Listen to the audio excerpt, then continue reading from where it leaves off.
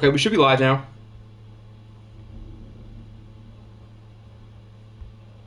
One, two, three, four. Yep, audio sounds good.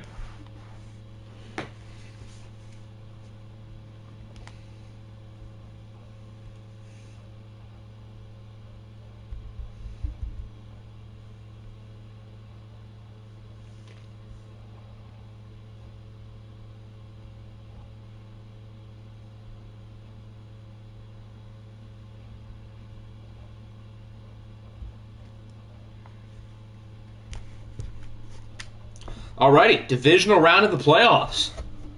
What's going on, everybody? So we're going to be watching all 4 games today. 2 in the AFC, 2 in the NFC. 4 really interesting matchups. Very different games, I feel like, but I think we're going to be in for some fun games. So we had the Beats going up against the Shamrocks. The Ravens are playing the Bison. Obviously, the winners will play in the conference championship. The Panthers are playing the Vikings, who are coming off a nice win against San Francisco. And then the Lions are playing against the Rams. So one of these 8 teams will be our final OFL Bowl champion here for OFL 22 before we eventually move over to OFL 23, which of course will be very soon. David Ajabo is making his debut tomorrow. Wow, exciting. Was it an Achilles or an ACL? Because that seems like a pretty quick recovery if it happened in March. So that's only, 9 months? That seems surprisingly quick. But good for him. Okay, so Siri's going to choose the first game here. I would not mind ripping the Band-Aid off.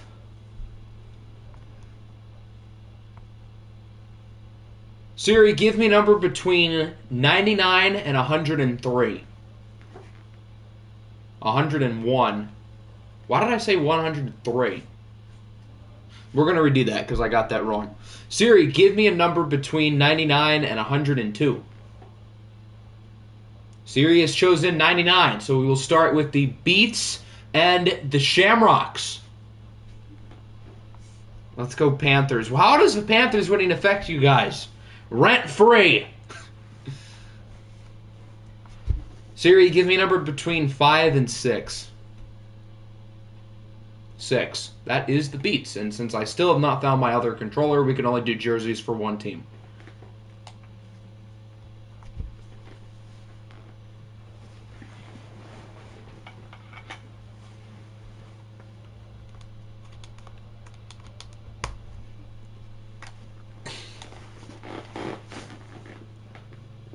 I didn't lose it, I misplaced it. I don't know, there's not a lot of places where it could be, so I don't think I lost it. So you want the Beats to wear black or white? I think both of their jersey combos go pretty well together. Keep in mind this will affect what color the Shamrocks wear as well. Once we're out of different divisions, you can start paying rent. Okay. Don't forget to make Jack Jackson a starter because I'm holding out. I don't think so. I don't think that's how it works. Does anybody have an opinion on the jerseys going once, going twice?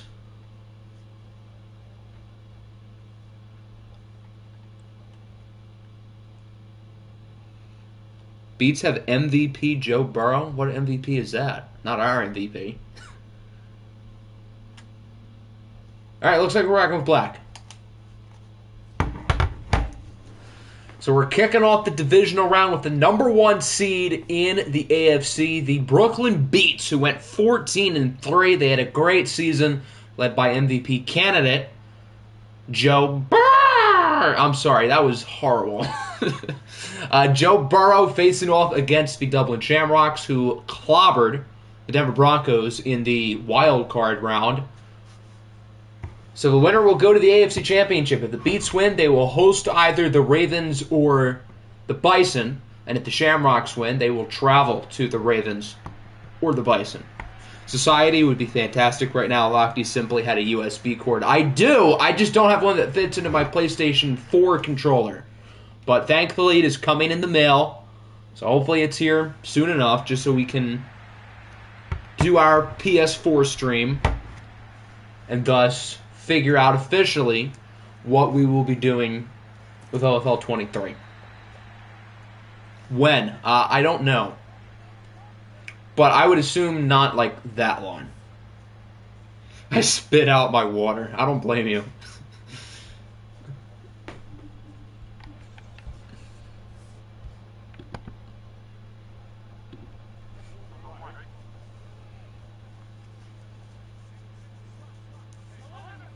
This is World War III. Treat it like that. Run down their throats. Sling the ball to white and brown and orange.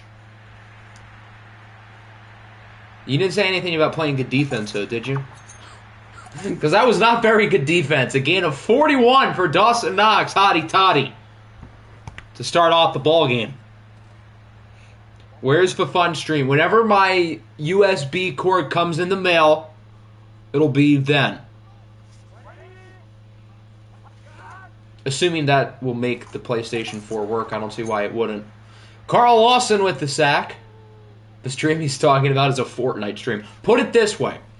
If I'm streaming it on this OFL channel, not that I would really stream Fortnite on the main channel anymore, but if it's on the OFL channel, and you put the square block into the square hole, it probably has to do something about OFL. That's all I'll say. What console is this? This is the PS5.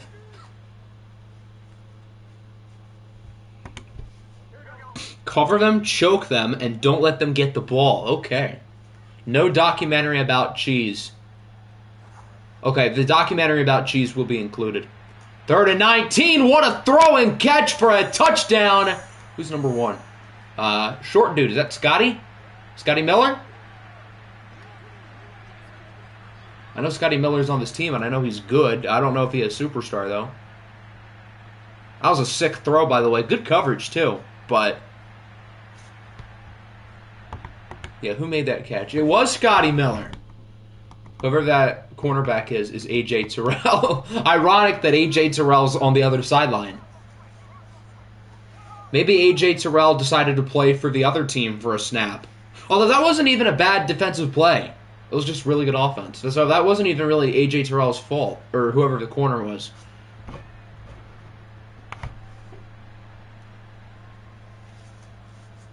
So the Beats score within 2 minutes. Their offense looked pretty good on that first drive, I won't lie. And now we'll see what Dublin can do. Jamison Crowder, Beats offensive coordinator, knows how to beat the Shamrock secondary. It wouldn't be the first time a short guy mossed the corner on the Shamrocks for a touchdown. Have you guys been thinking about what team? I still have not thought about it. Well, I know what I'm going to do if we do retro, I'm doing the Lions. But if we do normal, I still have no clue. I also haven't made a draft board yet, which if we do normal, the fantasy draft would probably start like within a day or two after Christmas. Ideally. Which is obviously, pretty soon. Or even if we do retro with a fantasy draft.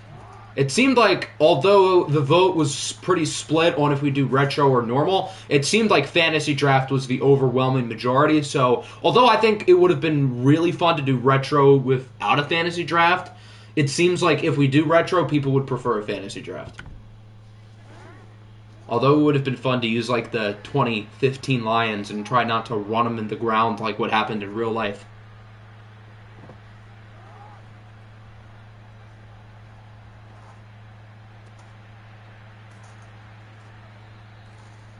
There's a good throw. Both offenses look pretty darn good so far.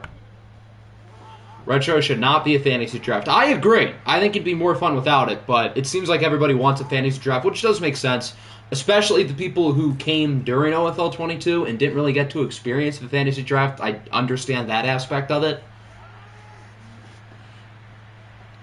And since I've been here, obviously, every OFL, it would make more sense that I would be more willing to do something different than the newer people. I'm drafting Greg Dortch and Teddy. Why Teddy Bridgewater? Also, I don't even know if Greg Dortch is in the game. Probably not. 3rd and 4. Touchdown for the Shamrocks. Good start for both offenses. As Lamar gets it to Isaiah Likely, who will likely tie the game up. Was Teddy B super good at Madden 20? I have no idea. He could have been. I don't know. Greg Dortch is in Madden. He's been in the league for 4 years?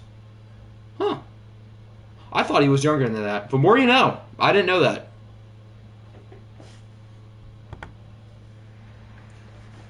Was he drafted?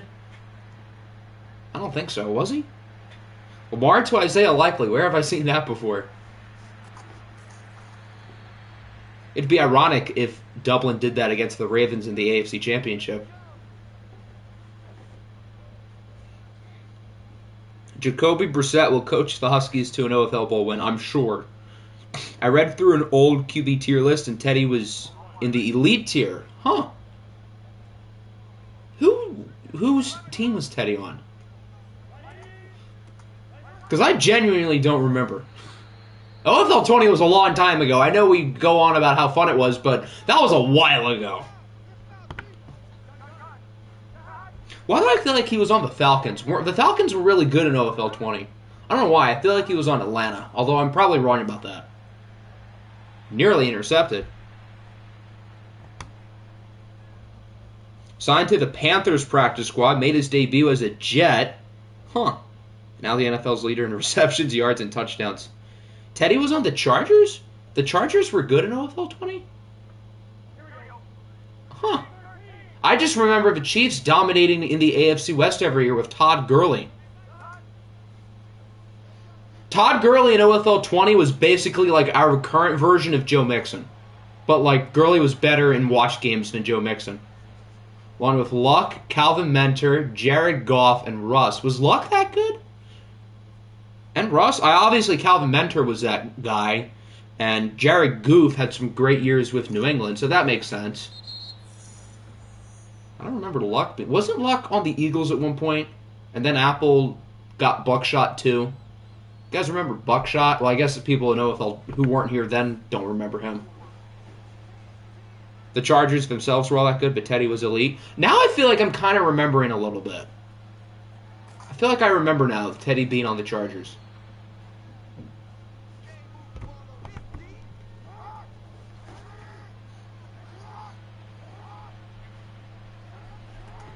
How do we feel about Hector Estrada Sr. being in NCAA Next Up now?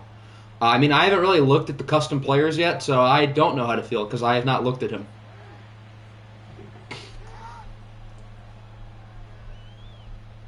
Third and 4. Lamar's able to get rid of it.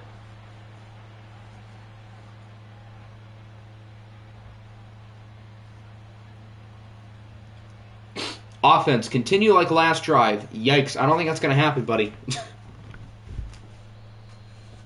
Not quite a water punt. I always showed up to streams last season, but I didn't say anything because I was scared. Am I intimidating? Boo, I'm scary. The good old days before Gurley got arthritis in his knees. It's crazy that he was like the best player in OFL 20, and then 2 years later he's not even in the game.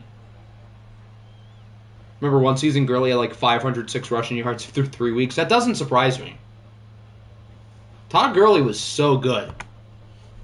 He was literally Joe Mixon here, but better. He was better than Joe Mixon. As good as Joe Mixon is for the Pioneers. Your grandma has arthritis. Wow, I'm sorry for your grandma.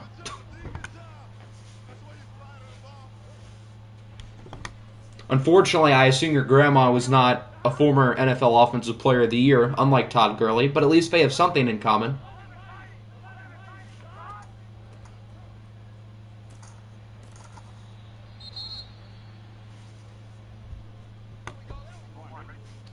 Press them on. Whoa, pause. What's that supposed to mean? 3rd and 1. Yeah, that was a disaster from the start. Bijan Robinson has 4 carries for -4 yards. Yikes. That's not good, kids.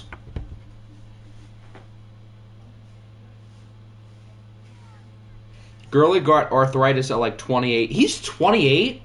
I would have thought he would have been younger, but I guess if he got drafted in 2015, yeah, that would make sense. Joe Mixon was the top 3 back in OFL 21. Who did Joe Mixon play for again last year? I don't remember. I know he was really good with the Cardinals in OFL 20.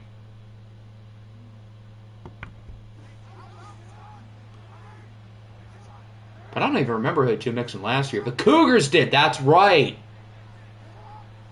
The Cougars had him, and Joe Mixon won a ring. Joe Mixon didn't win anything with the Pioneers this year or the Cardinals in OFL 20, but he won a ring last year. I love Cougars. Is your name Zach Wilson?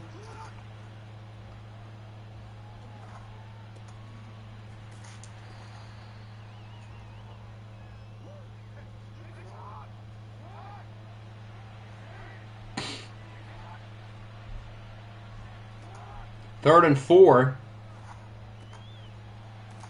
Dublin gets it. Both teams had really good first drives, and then they've done nothing since then, oddly enough. Hey, I made the tackle. Why am I wearing number 14, though? What a weird number. Okay, whatever. 7-7 through the first quarter. What if I make it big as either a linebacker, a defensive end, or a left tackle, and I get drafted to the Lions?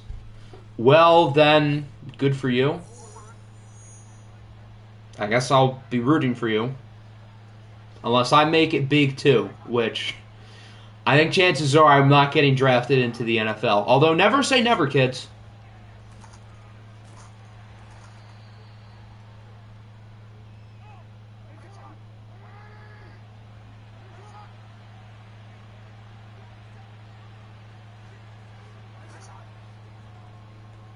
Lamar's under pressure. Why didn't he keep running? He should have kept going. He could have made a big play.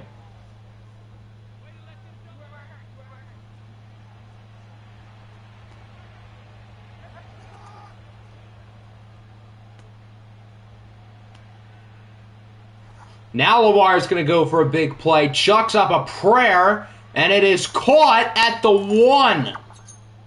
Hello. Wow. By Marquez Callaway. Hello. What a throw. I wonder if Octi will trash talk me like he trash talked Kirby Joseph. I don't think I've ever trash talked Kirby Joseph, but okay. Good touchdown.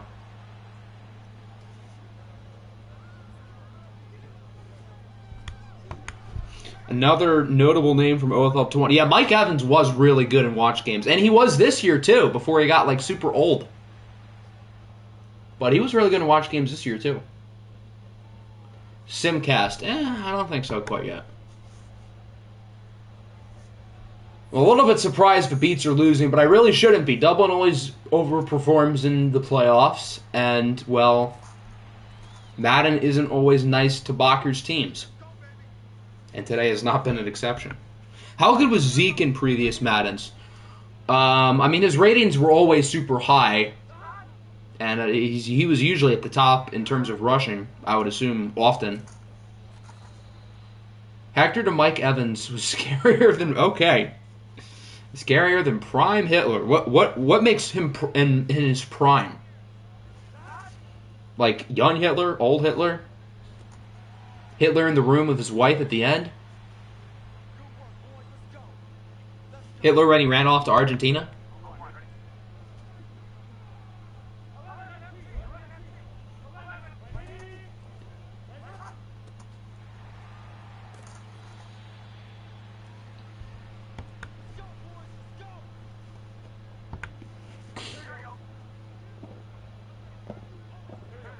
Knock him out cold.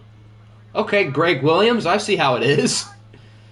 This is some Bounty Gate stuff right here. Burrow evades the sack. I don't think they knocked him out cold on that play. As it is Dawson Knox once again, who has 5 catches for 94 yards already. Zeke is the prototypical guy EA would have become unstoppable. That is very true. Running back with high ratings, specifically his power back ratings. I mean, that'll make it good in the eyes of EA. Hitler was scary in like 1773 when the USA was invented. Yeah, Thomas Edison invented the light bulb, and then he invented a whole thing of land and called it the USA. That's how the country was made, guys. Don't listen to what you learn in school about like the Revolutionary War and all that. No, there was just ocean here, and then Thomas Edison, as he was making the light bulb, invented land.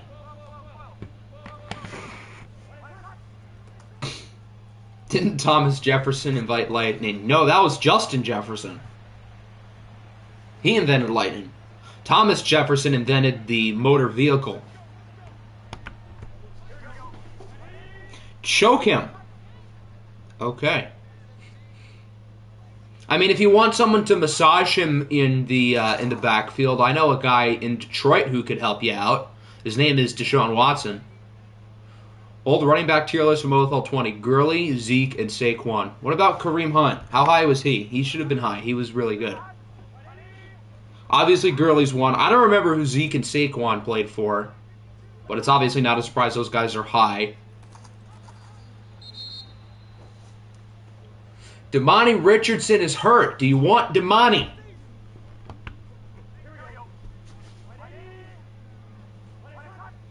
Kareem Hunt was always hurt. I don't remember him being hurt. I remember him being good. They didn't get it. They got to go for it. 4th and goal at like the half-yard line. If they kick, they're going to lose this game. That's my bold statement right now. If they kick, they're going to lose. You heard it here first, folks. They're going to lose unless they take it. Which, why would they do that? That's a bad call. That's a bad call. Should have gone for it.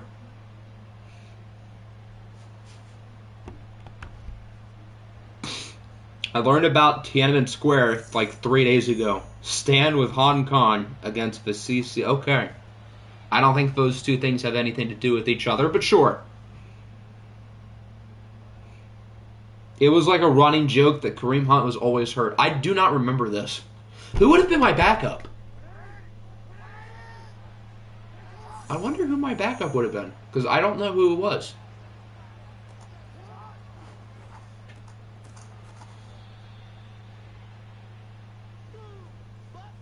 I get their logic. They'll throw a Hail Mary and crush our hearts. You know, it wouldn't be the first time that one of Bakker's teams would throw a Hail Mary in the divisional round. You guys remember that time in OFL 21 when Alexei Smirnov threw a Hail Mary in the snow to beat the Thunderbirds? Bell, Hunt, Gordon, Tariq Cohen, Cook, and Chubb were very good. Were Nick Chubb's ratings like that high then? That would have been like, what, his second year? I mean, I guess it makes sense.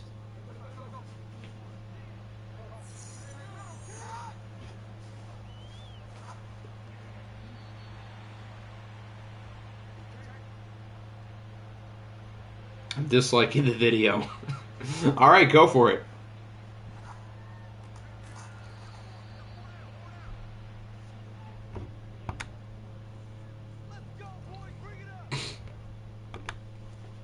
Dublin's moving it. If they can take a 2-score lead before halftime, that'd be a big deal. And remember, Dublin starts with the ball in the third quarter. Oh, fumble! Maybe not. That was a hit stick. So I don't think they're going to need to review it. That ball was out. Isaiah Likely will likely turn it over. Just with the beats needed, 57. Yeah, that's a hit stick. That is, ooh, that's close. I think he was losing possession as it was going down, so I think that is a fumble, but that is close. And they're going to review it. I'm actually curious to see what this call is. Normally when they review fumbles, it's overturned quickly, but I don't know about this one. The ball was coming out. Or was it? Oh. I think this will likely be overturned. That's not a fumble. This will likely be overturned. Yep. That's a right call. He was not losing possession as his knee hit the ground. He barely had it, but he wasn't losing control. So I think that is the right call. Although in real time, it did look like a fumble. But yeah, I think they got it right.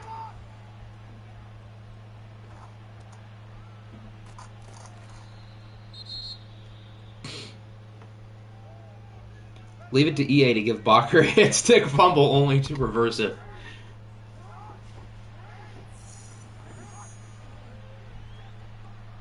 And now Dublin, with still a minute and a timeout, have the great opportunity to score again. Lamar Jackson has been looking very, very good today. 16 of 22, 10 and 2. He is balling. It's just for first half. That is true, but this Shamrocks offense does not look stoppable. Lamar swerving defenders, and he throws it away. That might be the coolest throwaway I think I've ever seen. Other than when Mac Jones did it on the Hail Mary in the playoffs to lose the game, and then when Mac Jones did it on a 4th down in the playoffs to lose the game 3 years later. Those were cool too. Now a 1st and goal. There's me! I'm on the screen! Mama, I made it! Although my team ain't really making it. 20 seconds. They still have a timeout. Anything less than a touchdown here would be a rough ending. And there's your touchdown. Risky throw. But there you go. I don't know who number 1 is, but nice play. He did it. Yep, he did it in the wild card round this year. He did the Hail Mary a few years ago, and then in the wild card round against the Lions, 4th down, threw it away at the end of the game. Is he in bounds? Yeah, that's close. That's not a very good angle. Why? What was Likely doing? I think it's likely that he did not know what he was doing on that play. I'm watching that. Well, it was during the sim, so we didn't see him actually throw it away, but it said he threw it away. Not that it was incomplete. It said he threw it away. So we didn't see the play, but it happened in the sim, which might honestly make it even worse. I'm done with why? Likely's been good. And plus, I don't do depth chart changes during games, so no, but Likely hasn't been bad. You fraud. How am I a fraud? Nothing I said was wrong. It said, Mac Jones, throw away. So even though we didn't technically watch the play, it said he threw it away.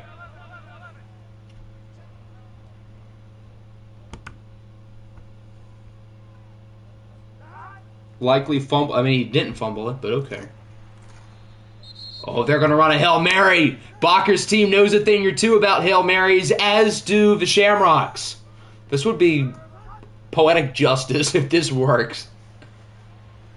It is still the first half, so obviously it's not over if they don't. Oh, wow, he got that all the way. He got it all the way. And he got it in the end zone for a touchdown at the buzzer. That was tipped like 4 times, and they caught it. I feel like all the Hail Marys we get are at the end of games, never at the end of the half. So, there you go. Wow. Seriously, did they tip that in the air like 4 times? What happened? Wow, the Shamrocks have ran it 3 times, and they've passed it 29 times. And to their credit, that game plan has completely worked. Joe Burr. Jamison Crowder beats legend. Didn't he play on the beats? I feel like he did, although I might be wrong. Okay, we don't need to see this EA. I want to see the Hail Mary again.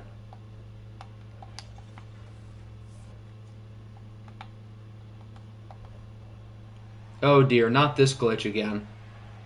Okay, well I guess we can't see the Hail Mary. Sometimes it works after the play, so we'll see what happens. Yeah, okay, there we go. Alright, I want to see this Hail Mary again. Alex Morton, the rookie. I voted him first place for Offensive Rookie of the Year. So, first of all, Burrow from the 28 throws it pretty much 80 yards into the end zone. Tipped again. Let's do that slower. Boom. Yeah, that was tipped a bunch of times, and then Morton comes down with it. I was going for 30 seconds, and Brooklyn scored. Yup, you missed out on a beautiful Hail Mary. Sosa on the beat would have caught that. Well, Alex Morton did catch it. Alex Morton is that dude. Dublin still has the lead, though. Lamar on the first play. The second half heaves up a prayer. No flag. That was close. I think you can make the argument for a flag on the defense. What was that? Okay.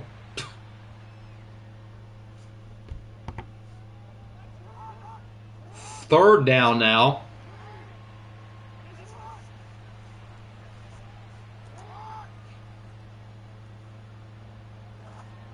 And Lamar throws it away. So a whole lot of nothing on that first drive for Dublin, and their momentum and their big lead is quickly shifting away. The Beats have awoken.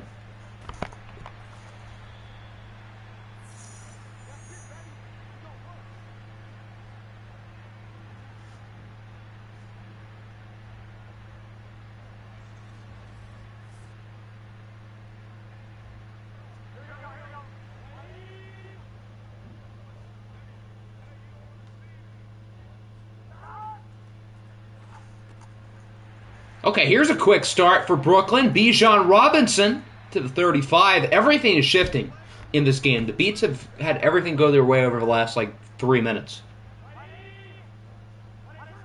Was I hurt? I didn't even see that. Did I get injured? Ow, my leg. Ow. Oh, no. Why is my bone popped out of my socket? Ow. I didn't even notice my player got hurt. Oh, no. That's not good. It's all due to the long horn. What? What is that supposed to mean? Pause.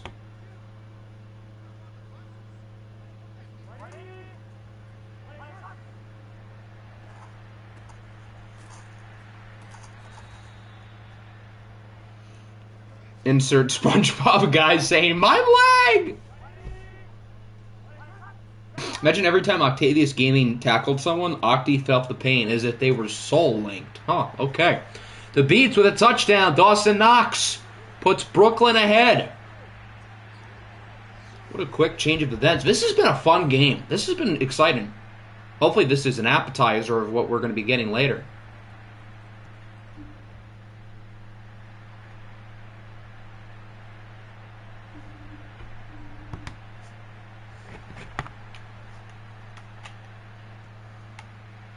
I want every defender killed. You sound like Brian Kelly. I'm in favor of execution. I want all these guys to be executed. Oh, big kick return. Hello! I don't think we've had one in all of OFL 22, but the Shamrocks are going to change that and put themselves back ahead. Kirkpatrick, whose first name I do not know. Wow! Hello! I do not think we've had one in OFL 22. Until right now. Holy smokes. What a game. And we still have 6 minutes left in the 3rd. Jeez Louise. This game is on crack.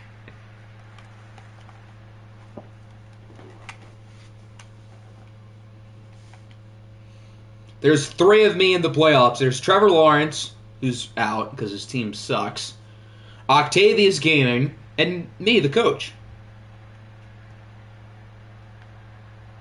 Who's your OFL Bowl favorite? Biasedly, us, obviously. Unbiasedly, I feel like Carolina's due. And then my other answer would be the Beats, but they're losing. So I don't know if I can trust them.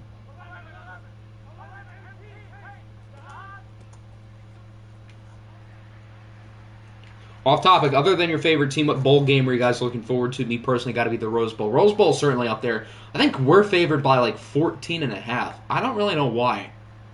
I mean, North Carolina's not that bad. Jesus. But other than our game, I feel like I can't really say the playoff because that's kind of a lame answer. So,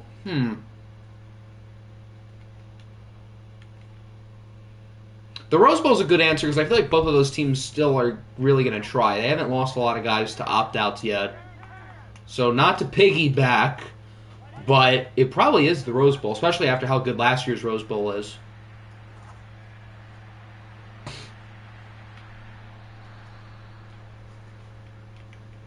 Cade Klubnik is trash. Facts. The other guy that Clemson had at quarterback was way better. Does anybody remember his name?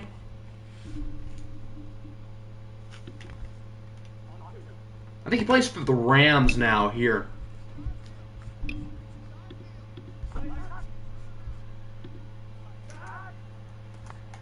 Both Burrow and Bijan are in the zone, by the way, for what it's worth. Imagine if there's another Hail Mary. That'd be hilarious.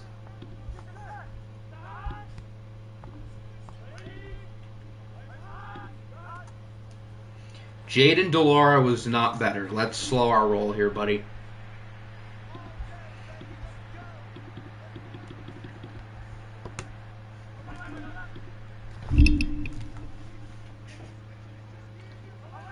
If we make it competitive with Georgia, I'll be happy. I would be curious to see what the lines on the other games would be in the playoffs if like Ohio State and TCU were switched, because I think Vegas and the people who make all the lines, I think they still think Ohio State's better than Michigan. Like if Ohio State and Michigan played in the championship, I think Ohio State would be favored to win. So if Georgia was playing TCU, I'm curious to see how many points Georgia would be favored by, because I think it would be like a lot, like at least like 14.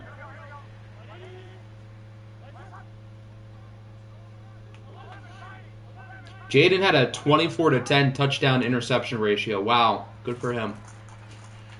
Woohoo. I'm so proud. What if the Lions draft DJ? Well, it won't be this year because DJ is not entering the NFL. Later, then I guess I will be rooting for him in the league, although I probably will anyway.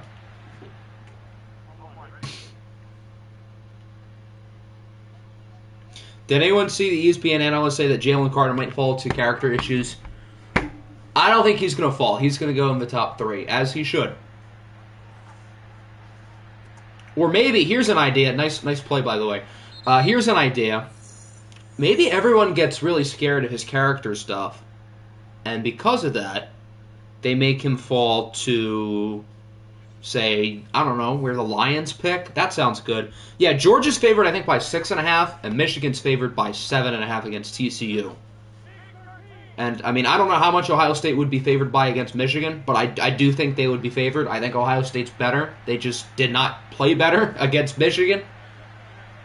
You saw what happened with Micah Parsons. Yeah, but Micah Parsons' situation was different because there was, like, rather than saying the kid has character issues, with Micah Parsons, like, stuff actually came out that's, like, bad. So this is more like when everybody was saying that Kayvon Thibodeau had character issues last year with no merit behind it, and Thibodeau's stock didn't really fall at all. So I think the same will be the case with Jalen Carter.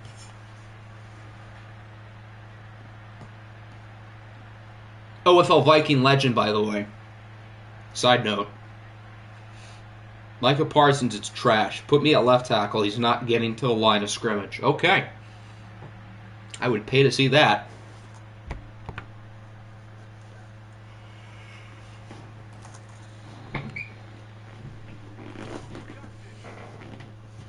You put Jalen Ramsey on Scotty Miller. Imagine being that scared of Scotty Miller. Although, to be fair, Scotty's been kind of balling. So, I guess I get it. Hey, they ran the ball. Oh, my Lord. Dublin ran the football. Jonathan Taylor's 3rd carry of the game. And there's 3 minutes left in the 3rd. Hey, I'm back in the game. I made a tackle. Yay. I'm no longer hurt. My leg has been re-snapped back to normal. Holy cow, what a catch. This has potential to be one of the best games ever. Like in OFL history. I mean, with the Hail Mary and the kick return, if this game's ending ends up being really good, this could be legitimately an all-timer. Scotty's a sneaky athlete, hard-working kid, first guy in, last guy out, hard hat, lunch pail, blue-collar mentality, so, the type of guy I'd let my daughter date, good dude, good dude.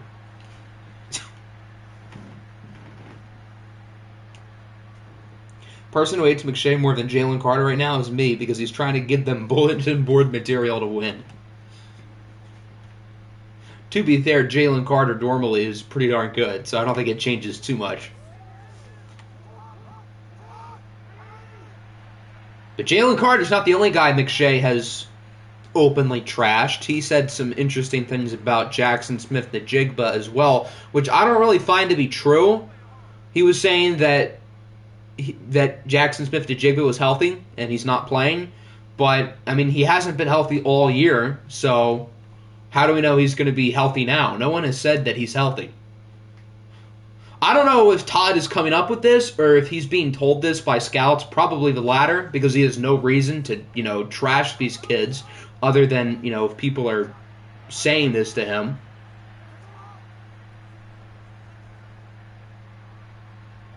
Sounds like how announcers talk about white receivers. Yeah, that was the whole point. Yeah, Jackson Smith-Njigba tried to come back twice. So, I mean, obviously he understands that he wants to protect himself for the league, but I think if he could play, he would. Nice throw by Lamar. Dublin is back ahead. Wonder if either of these defenses will ever, wake up.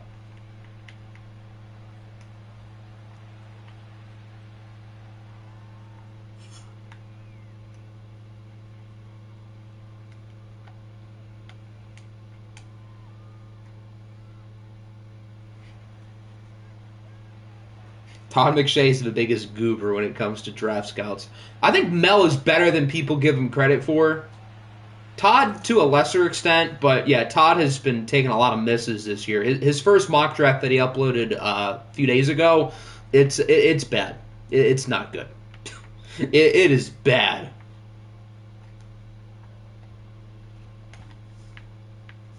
Do you guys think the Eagles would take a running back at 5? Because I don't think so.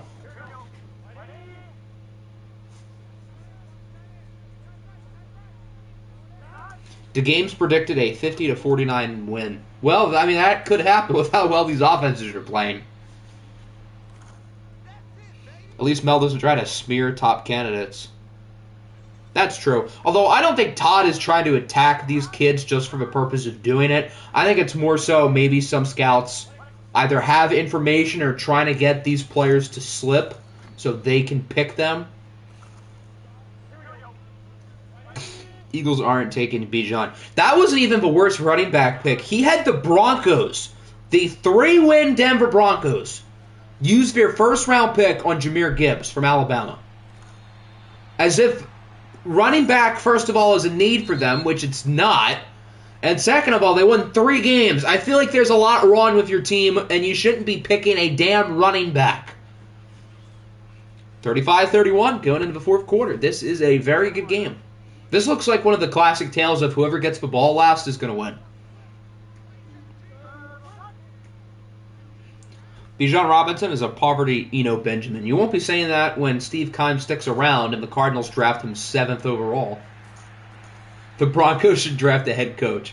Looks like I've missed a lot. You have missed a lot. It has been an unbelievable game, but you came at a good time because, well, it's the fourth quarter. But you guys had a Hail Mary late in the second half. Dublin had a kick return touchdown in the third quarter. And then along with that, both offenses have, exploded. Joe Burrow is balling. Lamar Jackson is also balling. Had a meeting about the stolen TV. How does one steal a giant TV? The Broncos are drafting Jim Harbaugh with their pick. That sounds like a great selection. Almost as bad as him having us pick C.J. Stroud at 4, which would be pointless. I mean, if we're going to draft a QB, we might as well go for ceiling. Oh my goodness! Did he catch that? Well, obviously he caught it. Why am I asking the question? That was tipped by the Shamrocks defensive players 3 separate times. And the receiver's oop, there you go, that's mine. So that's now been 2 tipped passes that have been caught for touchdowns by the Beats, with the first one being the Hail Mary. And now that. That was even more egregious, if we're being honest. The Shamrocks are playing patty cake. Man, these white receivers, these guys, those guys are the last guys out of the building. They do not leave the film room. The hardest working guys on the team, and it showed there. Joe knew something that we didn't when he threw that. Yeah, really. Remember when the games cut all of his secondary? I bet he wishes he could do that again. And to be honest, I wouldn't blame him because Joe Burrow has like 450 yards and 5 touchdowns, still with another quarter to go. And ironically, Lamar's not doing much worse.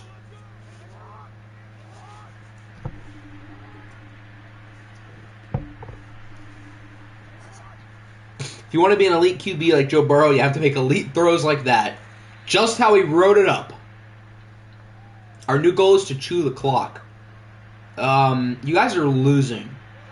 So, I don't know about that. Your rushing attack hasn't really shown that they've been able to get it done, considering you guys have ran it 6 times today. So I wouldn't bank on that working.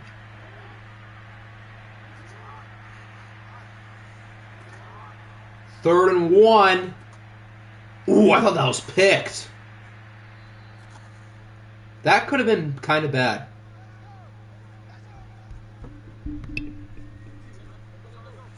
But the Shamrocks keep the drive alive with 5 more minutes left to go in what has been one of the most exciting games in recent memory. Lamar loses it. That's a fumble. Dublin picks it up, but there is a flag. And it's a hold, so it doesn't really matter. They'll probably decline it, right? You would think. Yeah, 2nd and 19 sounds a little bit better than 1st and 20. But assuming this ending is like really good, would this be the most exciting game of OFL 22? I think it would pass the Chiefs and Wizards game where like 120 points were scored. Because in that game, although it was super exciting, it was also super predictable. Where, I mean, it was just touchdown after touchdown after touchdown. Like, here, there have been more, like, craziness. Here's a big play for the Shamrocks. Is that likely? Who likely will bring it into the red zone.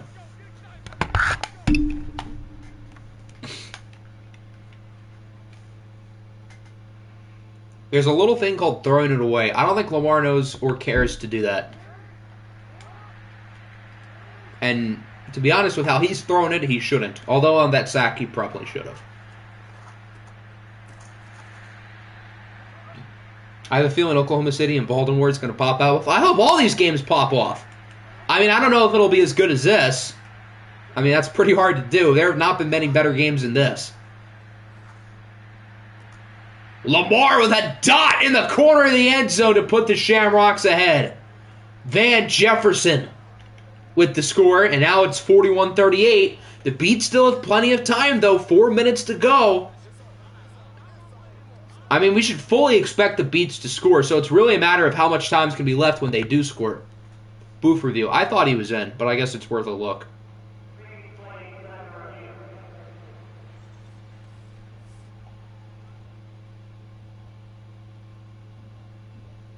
Oh, yeah, he's good. DJU and Shane Arsenio are as mid as it gets. I mean, Arsenio was good in the regular season. He just sucked at the end of that game against New England. Why'd they overturn it? He got 2 in. He's good. Yup, touchdown. So with 3:48 to go, the Shamrocks are back ahead. The smart play will be wasting the entire clock. I would agree, but I don't know if you can count on that because neither team has ran the ball very well. Mainly because they haven't really tried. Because Joe Burrow and Lamar Jackson are both completely exploding, so there's not really a need to run the ball.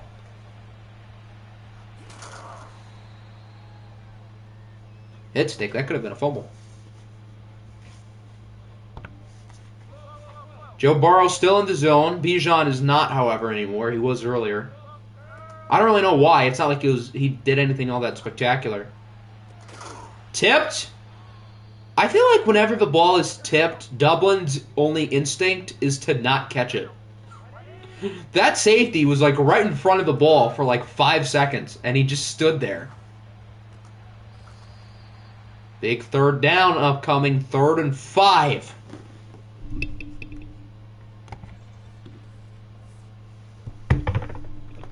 If the Shamrocks get a stop here, then things get murky.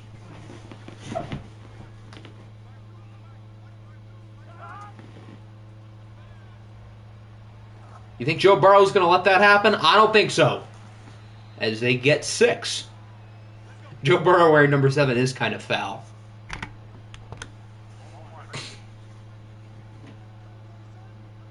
I feel like Bijan wears number 8 or 9, so maybe that would explain it. At least with 9. Big sack for Nick Bonito. 2.5 to go. If the Beats score, there won't be a lot of time left, and if they don't score, well, then they're probably not going to win. Joe Burrow has all day to throw it, and is nearly intercepted. And he's not in the zone anymore. Does that change things? If they don't get it here on 3rd down, do you go for it? I feel like you got to go for it. Joe Burrow says, F it. My receiver's going to make a play. And, well, he caught it, but out of bounds. And they will go for it. That's ballsy. I kind of agree, but this is ballsy. 4th and 15. Burrow's going to go deep again. And it's incomplete. Wow. Good coverage by Jalen Ramsey. So the Shamrocks get the stop.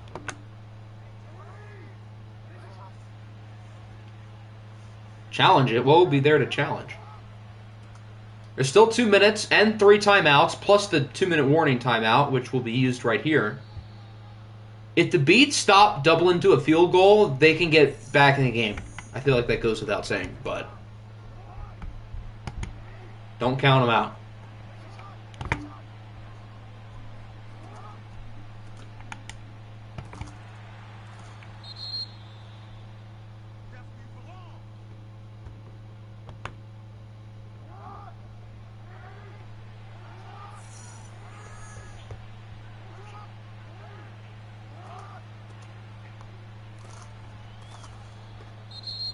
Third and 3. I think he got it.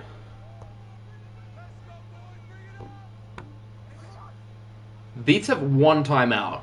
So, again, it's not totally done, but it's not looking good.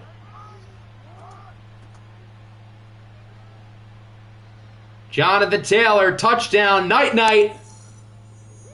I think that'll do it. Although it's still a 2-score game, I think we can probably simcast.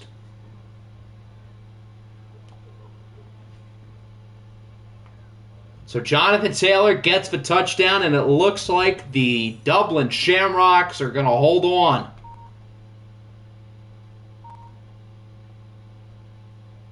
Okay, the Beats scored. Onside kick for all the marbles.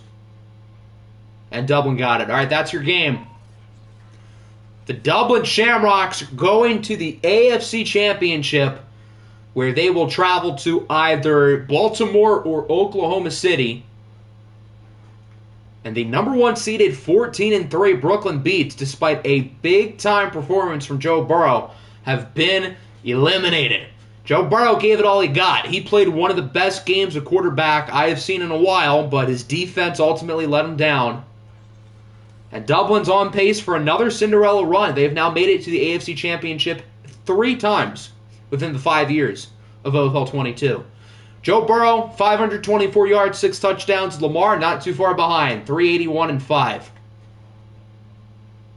I mean, it doesn't get better than that, does it?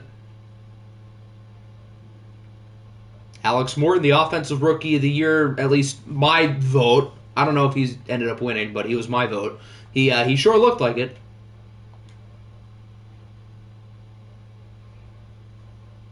Safe to say DeGames is in the EA likes you tier. Might be a little early for that, but maybe. I guess depending on how the rest of these playoffs go.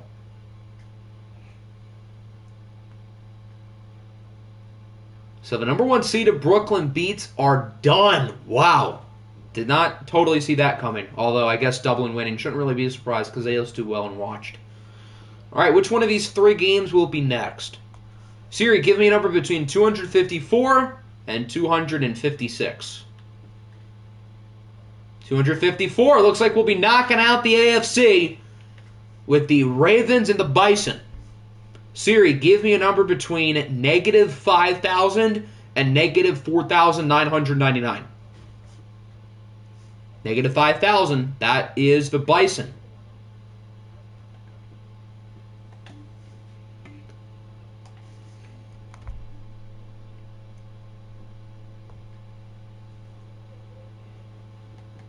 The Beats are the 2024 Huskies. Yeah, number 1 seed to lose in their first game. All right, do we want them to wear white or blue? Keep in mind this affects what the Ravens wear. Bison, kind of like the Beats, also have really clean jerseys across the board. Starting with 2 bangers, ending with 2 mid games. I think the Vikings and Panthers at least is going to be really good. The other game on paper, we'll see. I think our game is going to be good. Hector Estrada versus that defense. That's going to be fun. All blue it is.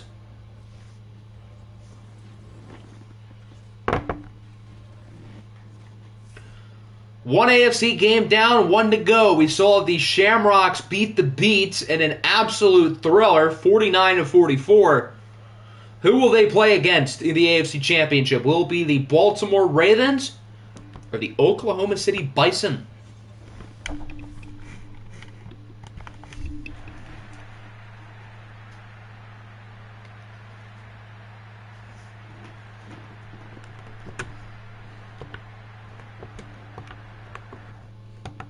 Keep in mind the winner of this game will get to be at home for the conference championship, which is a big advantage. Yeah, these blue jerseys are fire.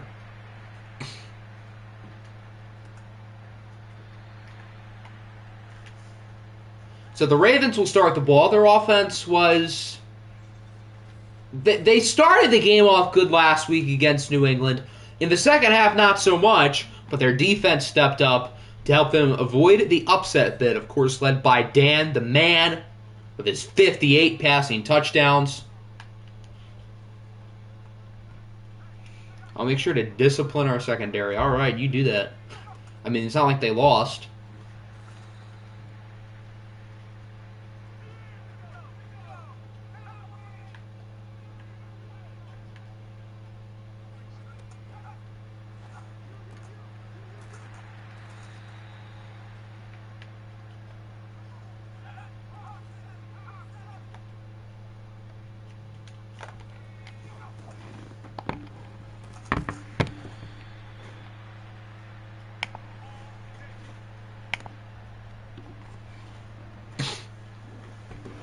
Could you rise up the catching sliders for defenders?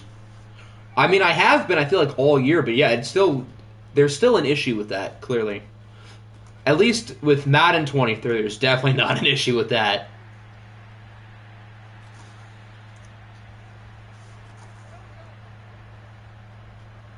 I have no idea who to make for the next coach of OFL. Yeah, I don't really have many notable creative players either, other than, like, Hector. I can't really create Hector because there's already a Hector. But other than that, all my players are either real or drafted and happen to be real.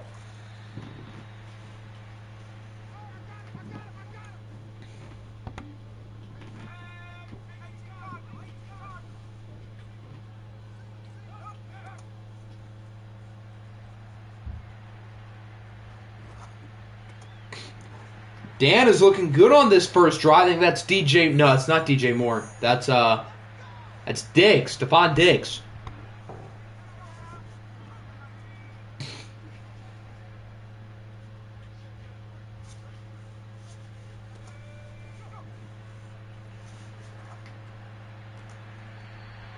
Another good throw by Dan the Man. He's 4 for 4.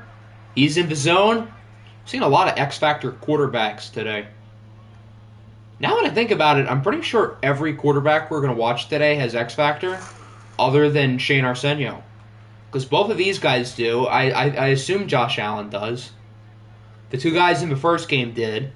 Hector does. Bryce Young does. DJ does. So everybody has X-Factor except for Arsenault, who has Superstar, and maybe Josh Allen. Kayvon Thibodeau is hurt. That's a big deal. For a couple of reasons. One, he happens to be really good, Defensive Player of the Year finalist. And 2, this is the Kayvon Thibodeau revenge game. Although he's only on the sideline, so he'll be fine.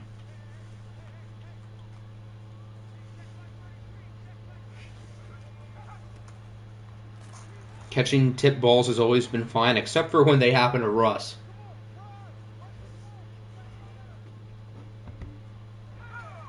The Ravens are going to go for it.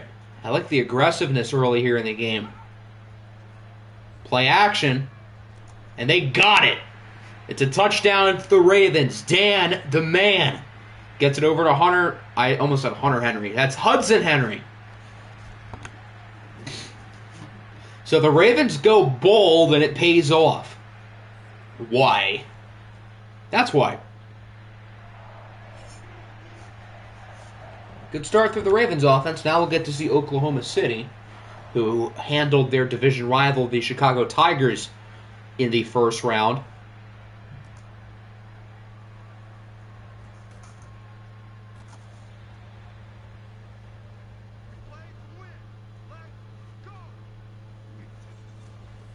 These guys are pretty good too, led by this gentleman, Josh Allen, who did not throw an incompletion against the Tigers.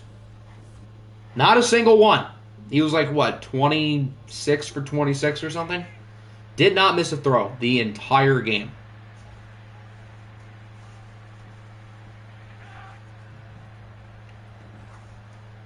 And sure enough, on the first play of the game here, he throws an incompletion. The irony. Does that mean the Ravens are going to win?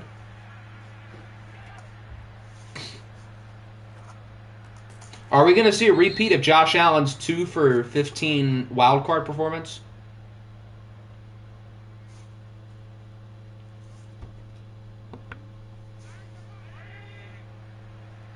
Well, if we do, then that's number one.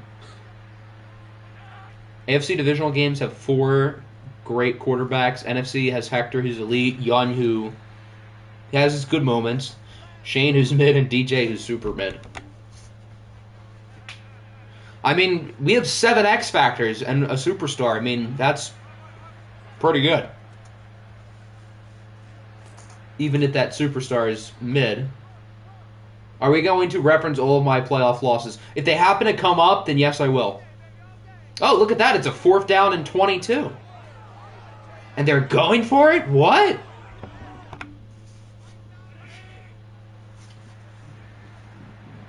At least with this year, we can't reference your playoff loss this year because you guys didn't make it.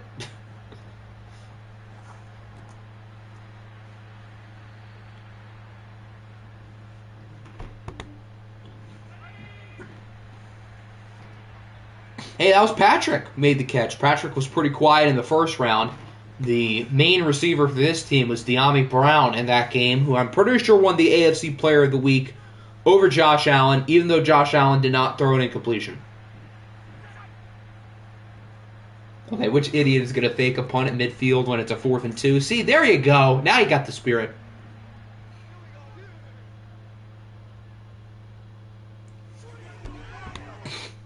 Here's De'Ami Brown after his big game last week.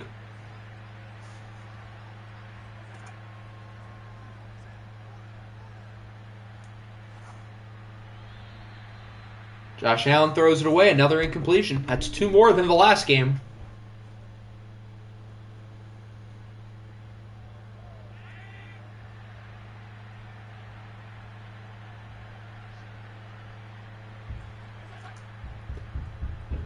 Now on 2nd down. Allen with a strike for the end zone, and it is a touchdown, and this game is tied up. De'Ami Brown again. So both offenses march down the field and score. We'll see if that's a sign of things to come. We'll see if we're going to have another really good game.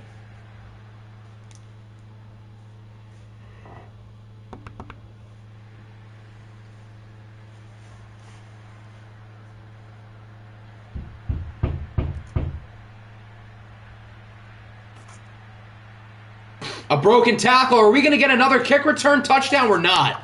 But that was still a really good return. Imagine if we had 2 today. That would have been insane. After having none through 5 years.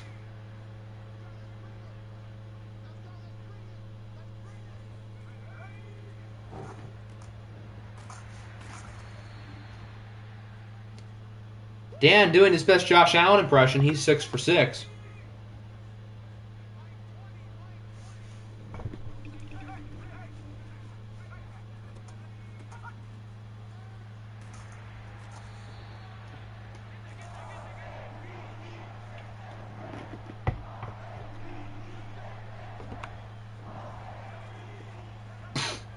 If, say, I get the Titans for next OFL, can I get a waiver to reel them to Houston to become the Houston Oilers?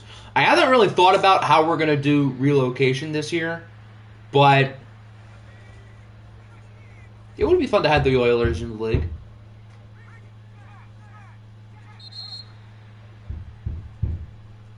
So that'll wrap up the first quarter, 7-7. We've got a good game between the Bison and the Ravens.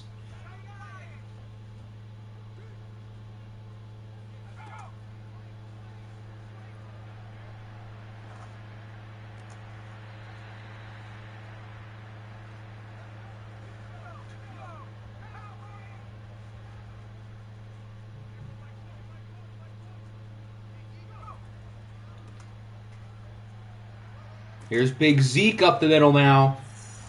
The Ravens' offense looks like a well-boiled machine so far in this game. Seeing what Dublin's defense did today should give both of these offenses a lot of confidence if they were to win.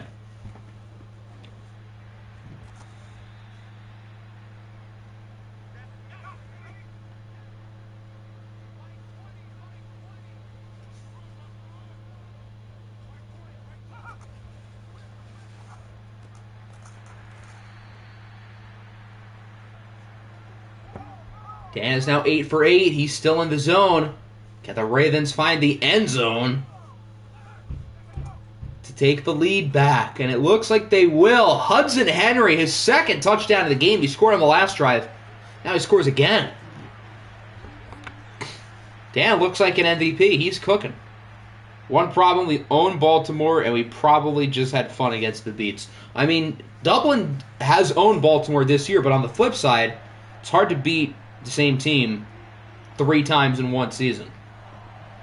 The year the Bucs won the Super Bowl, the Saints beat them twice, but the Bucs won in the playoffs when it mattered.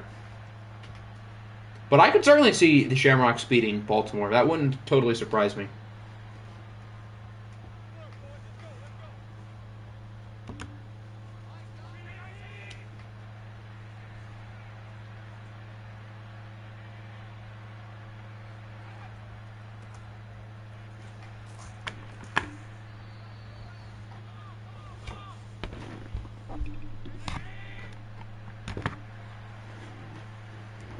I've been thinking about, wow, that's a long list.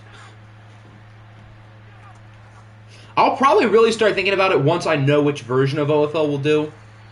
So in other words, if we do normal, because again, I already know what I'm doing if we do retro.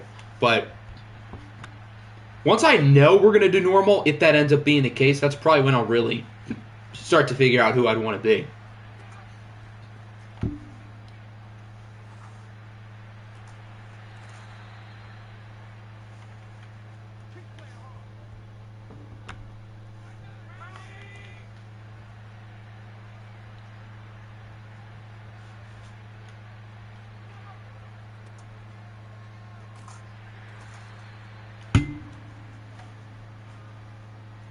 Teams I'm thinking about the most are the Chiefs, the Cowboys, and the Rams. It would be fun to have like a villain with the Cowboys, which, for those who didn't know, I almost picked the Cowboys this year before obviously picking Minnesota.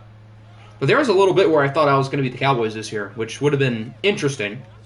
Obviously, there are no Cowboys. They became the Austin Bats.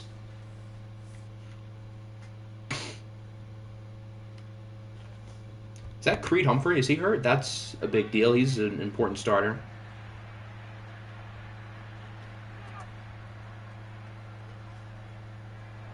Josh Allen is sacked on 3rd down to end the drive by Montez Sweat. So we've got our first punt of the game, and if the Ravens offense can keep it going, then I don't know if Oklahoma City's going to be able to catch up.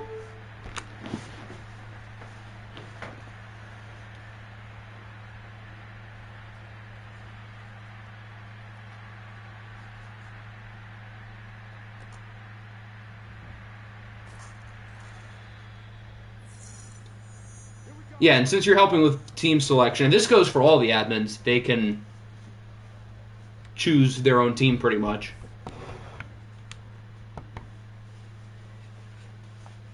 Which, for everyone else who isn't an admin, why do we need to see the replay? Can I click out of this? Thank you, EA. For everyone who isn't an admin, once we know which type of OFL we're doing, the team selection process will pretty much be immediately after. Since obviously I want to get OFL 23 started pretty soon, that's going to be like quick. Ready for Ravens Shamrocks Part 3. I mean, this game's not over yet. There's 3.5 minutes left in the second quarter. There's still plenty of time. Although the Ravens look a little bit better, they still have a ways to go before this game is over.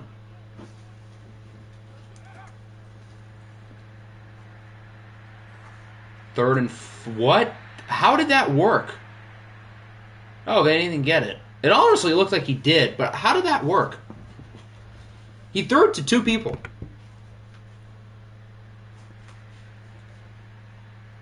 Are we going to get a what a punt? Oh, what a punt! Down at the 4. Jordan Stout, the people's king, makes a play.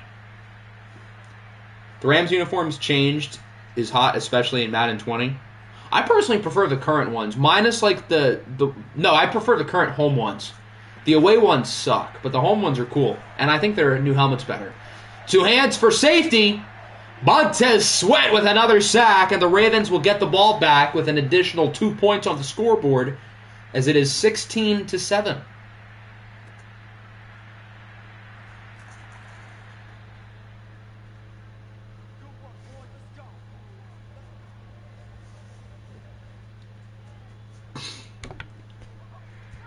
Dan is in the zone, so if the Ravens score here, they'll be in a good spot.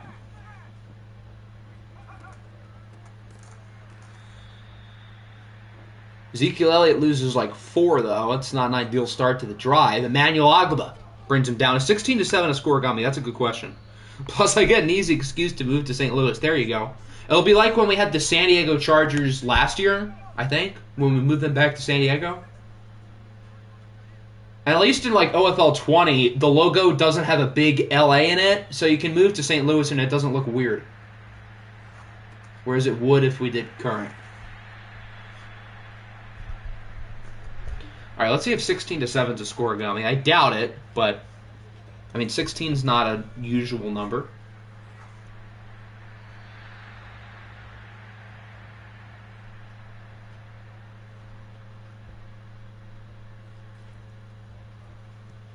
(16-7) has happened 42 times, most recently on November 29th, 2009, with the Bengals beating the Browns. The first time happened in November of 1926, when the Hartford Blues defeated the Canton Bulldogs.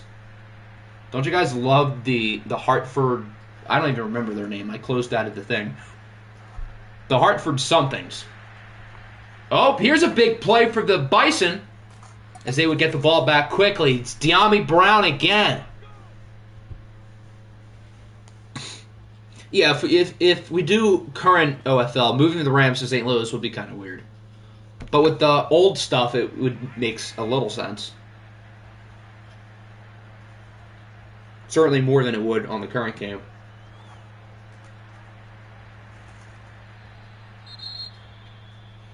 Let's see if OKC can make it a 2-point game going into halftime. And keep in mind, the Bison get the ball in the second half. Defense has quit. I wouldn't say they've quit. They've only allowed 7 points. They're not doing that bad. Montez Sweat's having himself a day. Should be a Viking.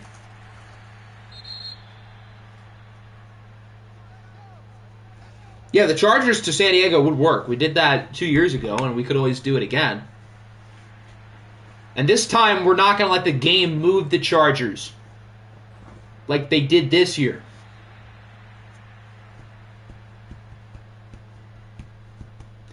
May do Dallas anyway. It'd be pretty fun to be the villain. I mean, you're already the villain in EA's eyes. So I guess EA gets another reason to like or dislike you. I mean, their developers like the Cowboys, so maybe EA will like you. I'm sure EA likes De'Ami Brown because he has been balling. He had a great game in the wild card round. Now he's playing great again to put the Bison within 2.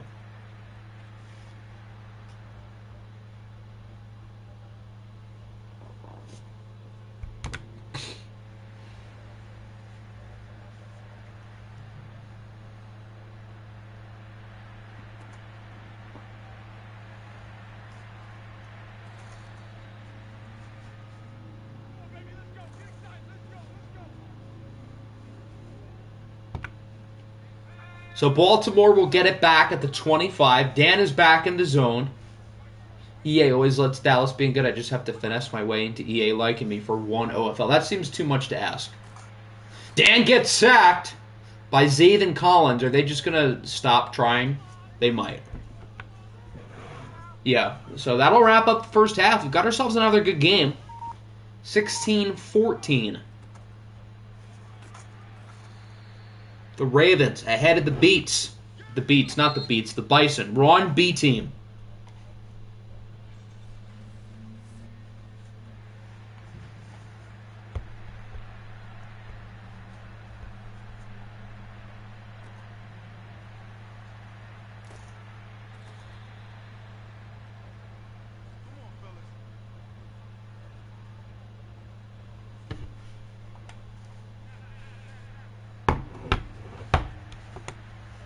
Work smarter, not harder, kids.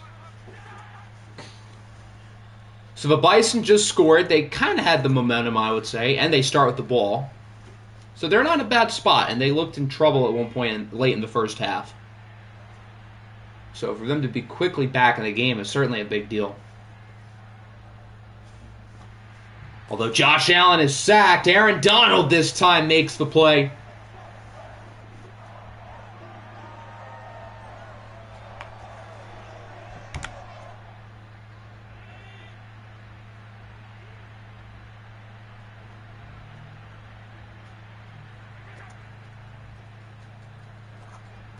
What a great play call on 3rd and 15 to back up in the end zone and throw a screen to your running back who is heavily covered and ends up losing a yard.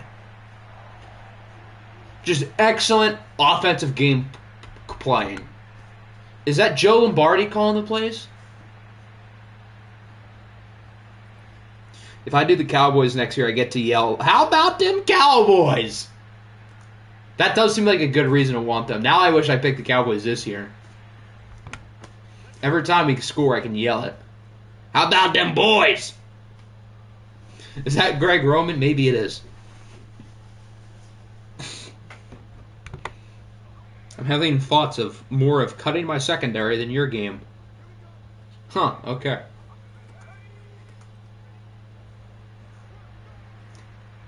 Zeke rumbling through people. Need someone to have like Stephen A. Smith with the Cowboys. I'll be our Stephen A. The Cowboys won 40-12 this week, but I'm still convinced they're one of the 5 worst teams in the league. Their quarterback, Mr. I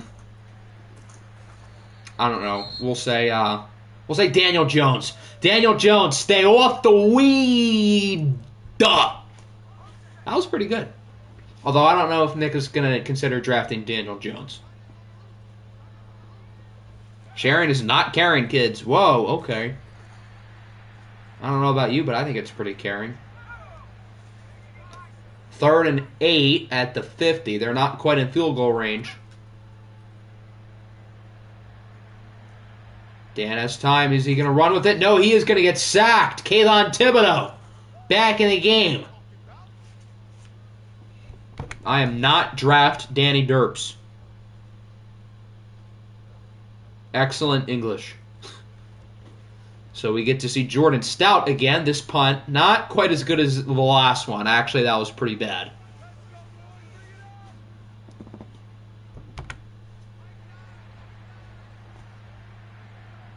Trey Lance, you are a Dallas Cowboy. You can have Trey Lance, but I'm drafting Glock Purdy. Bop bop. Who is Brock Purdy in this league? I imagine he's on a roster somewhere. I would think he was in one of the draft classes.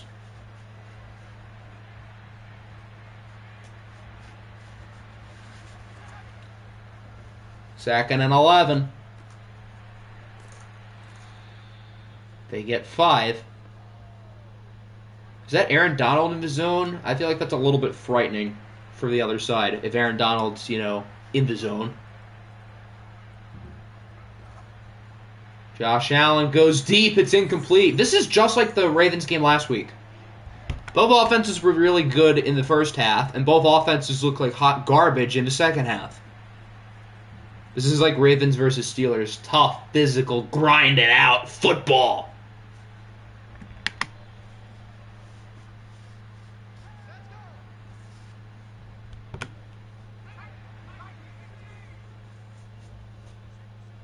So now the Ravens are going to get it back. If I'm going to be the Cowboys, who's going to be the Eagles? I feel like something that would be really fun is to try to set up like good rivalries right off the bat. That sounds like a fun idea. Whoa!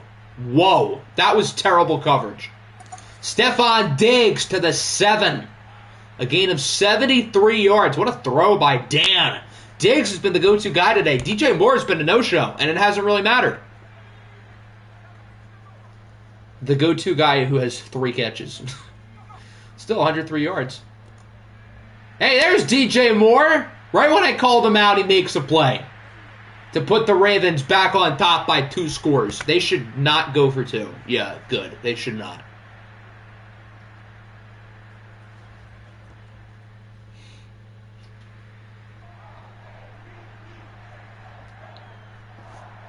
So the Ravens get a couple of big plays. Who else is planning to be in the AFC East? Not me. Or maybe me. I don't know. If I do relocate, which I'm not really sure if I want to do yet, I wonder who I would be. Or even if I don't relocate, I still wonder. I feel like me and Nick and Nader, that would be a good one. For you and Apple. You and Apple kind of have already been rivals. I feel like we want like new rivalries. So yeah, I think you and Nick and Nader would be a good one. And I'm sure Nick and Nader would be more than happy to be the Eagles. Although I don't know exactly who he wants, but I don't think he would mind that idea. I feel like me and Ock, that would be a good rivalry too. I kind of want to have like a big rival, kind of like I did this year with Hector. I think that'd be fun. You know what would happen if we were in I'm going to make sure we're not in the same division this year. So in other words, I guess I won't be in the AFC East. Which, I mean, I'm not that sad about. It would be kind of cool to be the Bills for a year, though. I can make breaking tables jokes. That'd be fun. Dibs on Arizona or Mexico? Yeah, you can have dibs on Mexico. Arizona, we'll see. Why did it just randomly get dark out of nowhere? I got no right. Well, not yet. I mean, the league's going to be pretty filled up. Pretty much all 32 teams are going to be taken. So, I guess by default you will. Josh Allen on 3rd down is sacked. Will Anderson is there along with Montez Sweat. If you do the Bills, you have to do the Bills all red color rush with the old 90s helmets. I also have to find like a plastic table to jump through. If I end the Bills, I'm 1,000% jumping through a table.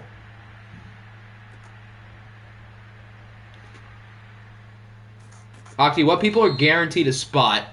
Pretty much all the active coaches this year. Although, according to the survey, I think it's right around 32 people who are interested in coaching. Maybe a little bit over, although some of the people I don't know.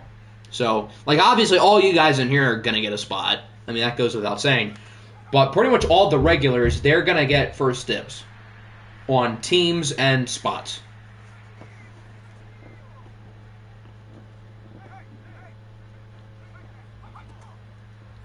Although I think over 32 people said they wanted to coach this year, that doesn't mean 32 people are going to go through with it. Like, once I do the team selection process, maybe less than 32 people do it.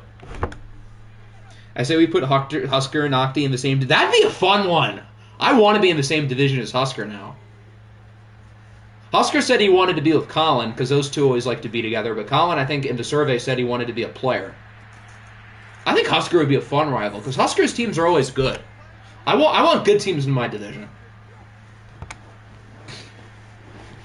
That'd be a fun one, me and Husker. I feel like we've been rivals before. I feel like in the FGFL we were always like in the same division at least a few times. Who would be a great rival for you? I feel like really any of the great coaches would be good together, especially for us who haven't been in the same division.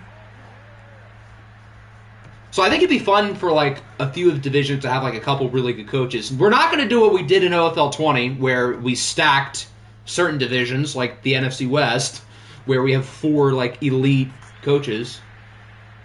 That obviously didn't really work out. And we had no parity, of course. Mr. Rob being a good example. Yeah, that'd be a fun rivalry too.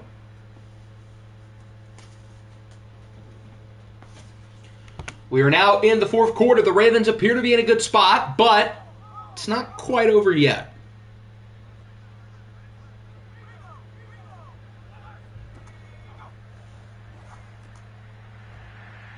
DJ Moore with another nice play. I think Denmark wants to be a player, though. Which makes sense with his teams not being all that good. Not that he's like a bad coach, but his teams are not the best. Put it that way. At least this year.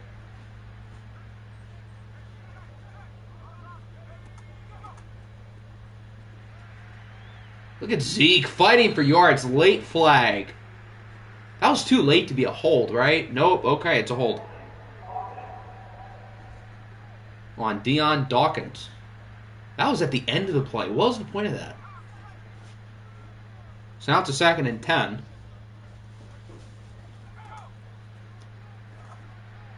Dan the man with a strike.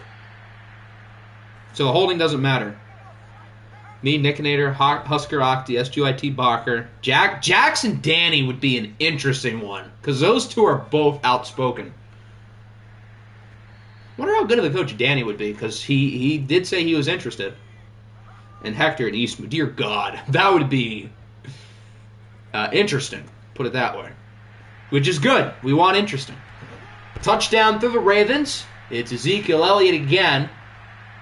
So the Ravens are going to go for 2, which makes sense here. Try to make it a 3-score game.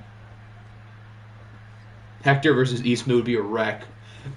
Yeah, neither of those teams would get into the playoffs. As the Ravens do get the 2, it's a 3-score game, which means we are going to start simulating. Hudson Henry again. He has made it in the end zone 3 times today. I don't know about you, but that's pretty good. 4th and 19. Oh, they punted it. Presley Harvin, the big man. 4th and 1, Ravens punt. Can the Bison score? They're moving it. Not a lot of time, though. Now at the 1, A.J. Dillon punches it in. 10-point game with 3 minutes left. Oh, wow, that was fast. Okay. Yeah, we'll go faster. They're not going to win. All right, we've got our AFC Championship, and it is a rematch of multiple AFC North games this year. The Baltimore Ravens and the Dublin Shamrocks. One of those teams is headed to the OFL Bowl, and one of those teams is not, is the Oklahoma City Bison with a great season, unfortunately for them, coming to a close. The Ravens and Shamrocks have both made the conference championship before. The Ravens are 0-1. The Shamrocks are 1-1. Josh Allen was pretty good, but he was out-dueled by Dan with nearly a perfect passer rating. Zeke had himself a day. Why did he carry the ball 5 times? That's weird. Okay. De'Ami Brown played really well, as did Hudson Henry and Stephon Diggs. A lot of sacks for the Ravens. 2 for Donald, 2 for Sweat, 1 for Will Anderson. I can imagine the trash talk between Jax and Danny. That would be something.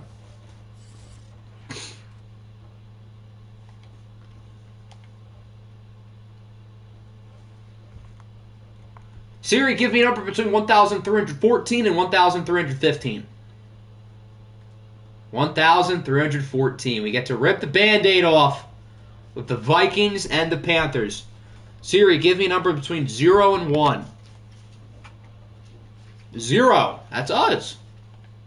I think the users are 0 and 2 today, though. The users don't seem to have a lot of luck so far.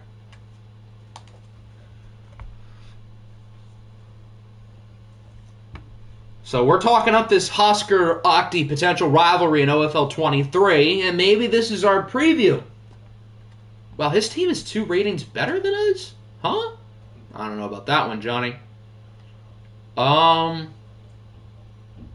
we want to go with the throwbacks? Maybe we do. I kind of prefer the normal aways, though. Yeah, we'll rock with the normal ones. I like those. I can imagine the 2 as like the Broncos and Raiders just going back and forth. Yet the Chiefs are 13-4 with nobody, with a CPU team, and they win the division. Hector and Cobra would be a fun one too. All right, let's kick off the NFC side of the bracket. We've got this game first, and then we've got the Lions and the Rams to wrap us up. I don't want fast. I want no, not normal. Slow. Can we have a gentleman's agreement? If I get the NFC, you get the AFC.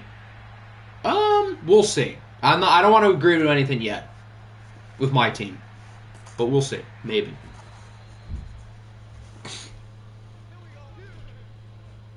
Pair Cobra with Dick Games. That'd be kind of a fun one. Those two are both unique personalities. I'm sure Dan wants the Patriot. I'm sure he does. That could be a fun rivalry.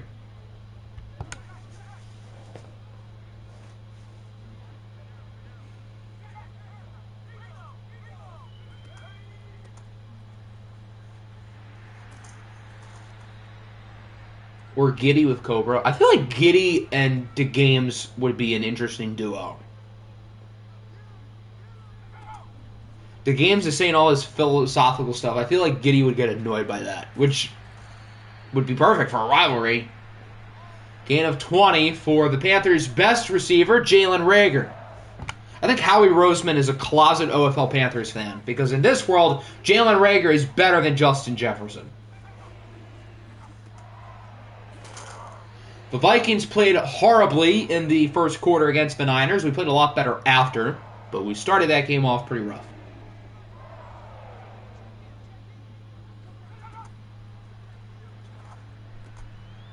Second and 4. Wow, their offense looks good early. This is not ideal.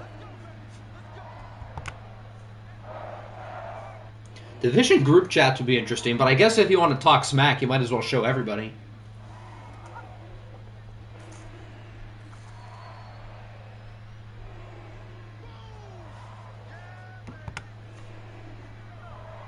Cooper and T-Mill will be fun. Those are two good coaches. Neither of them have won a lot, but they're both good.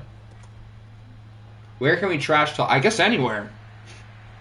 I mean, it was not like a there was a trash talk chat in the OFL 19, like the old days. I remember we had, I think, a trash talk chat and like a hot take chat where we speed off random hot takes.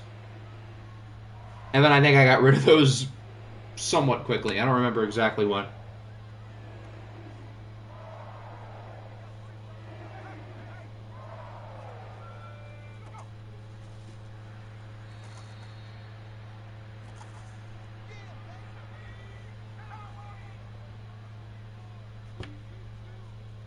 The Panthers still have no problem moving it. They are in the red zone.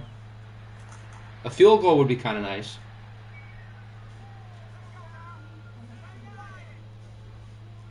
And so now it is a 3rd and 4. You can trash talk right in OFL General. That sounds like a pleasant idea. Oh, he dropped it. I did not think that was going to work. Yeah, Jalen Reagor is better than Justin Jefferson, by the way. That was Jefferson who dropped it. Jair Alexander with the deflection. And so the Panthers will only be able to kick a field goal.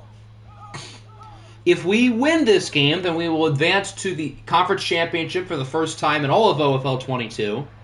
And if we lose, this will be the first OFL that I never make it to the conference championship. I made it twice in 19 and lost both times. I made it 3 times in 20 and won it all 3 times. And then last year, I don't think I ever lost in the AFC Championship, so that would mean I went 2-0. Here comes the offense with Hector Estrada Jr., who started off terribly against the Niners, but he played a lot better as the game went along. And he ended up winning the NFC's Offensive Player of the Week. Hector, yes, that's what I want. Hector and the Games in the same division.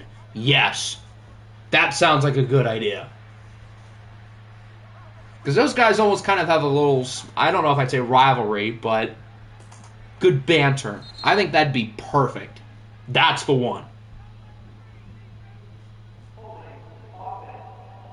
Holding on the offense.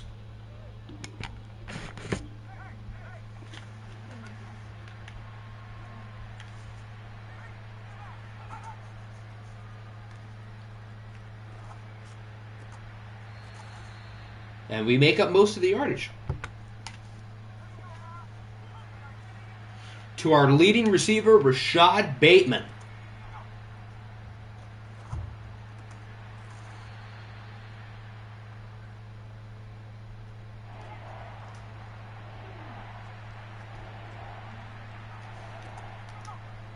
Now 3rd down. Can we not suck in the first quarter like we did in the last game, please?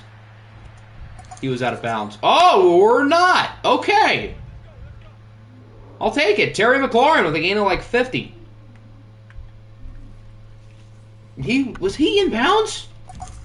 Yeah, I don't know about that. I don't know if he was in bounds. This is a good challenge. There's no way that worked. He was, yeah, what? That's not even close. Okay, he caught it and then got 2 feet in, but the problem was he was out of bounds earlier. So that's a penalty. So even though he was never out of bounds with the ball, he was out of bounds earlier in the play, which is illegal. Yeah, the call was overturned, as it should be. Even though it doesn't help my team, that is the right call.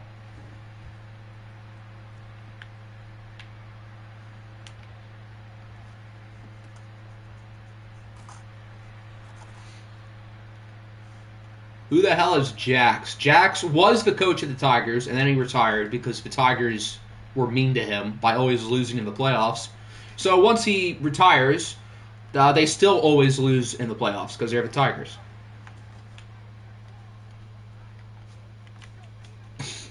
Hector is so bad. Put Jack Jackson in. I don't think I'm going to do that because it's not allowed. Otherwise, I totally would. Just kidding. That'd be a bad idea. Why do we not have the ball? Because Carolina challenged a play and they were successful, so we had to punt.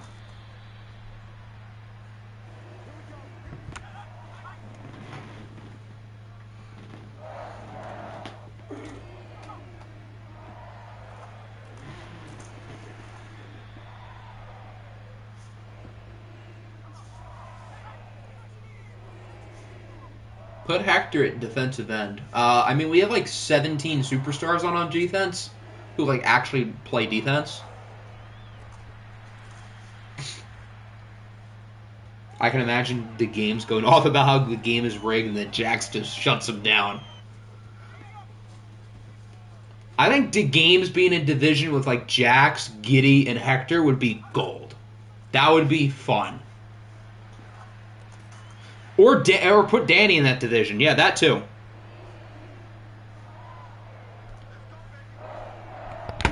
That's what the world needs.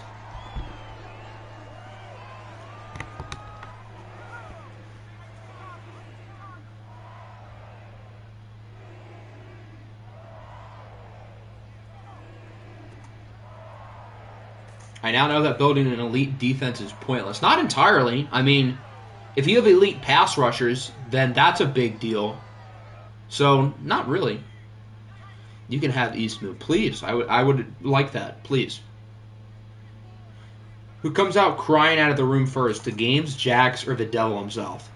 Not Jax. I don't think Jax would. I think it's one of the other two. I'll say the Games comes out first, then the devil, and then Jax. We need at least one division where everybody is like a character.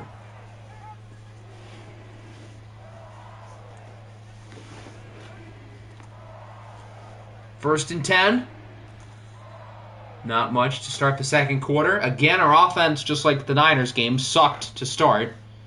You or Danny? Who comes out crying out first? I think both of you come out at the same time, holding each other's hands.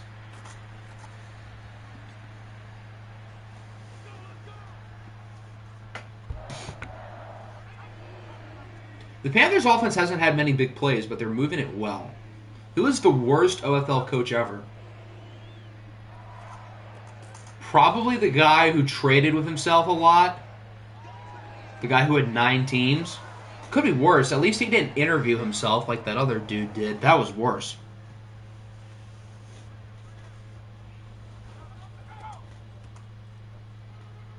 You, Little Jod, Dan Dutton, and Cobra. That's an interesting foursome. Pause. A foursome with 4 dudes. Who traded him? So, this was, I think, OFL 20. We had a guy, his name was Luck. And he joined our league, and he became a coach. The problem is that he had like 8 other accounts who were also coaches in the league. And it was painfully obvious. He did not do a very good job of hiding it. And he constantly made trades with himself. like with his teams. And then we caught him, and then he left, and then that was that. I called dibs on not being in a division with 3 other characters. I mean, characters doesn't equal, like, elite coach. I mean, it can. There are some outspoken individuals who are also, you know, loud personalities. Me, Octi, SGYT, and Nick. Well, hopefully you enjoy the bottom, Hector. Hopefully you get used to the bottom. That's all I'll say. Good stop. Stopping him to another field goal. Why does Sam Williams, first of all, play so much? And why is he, like, the only guy who's good?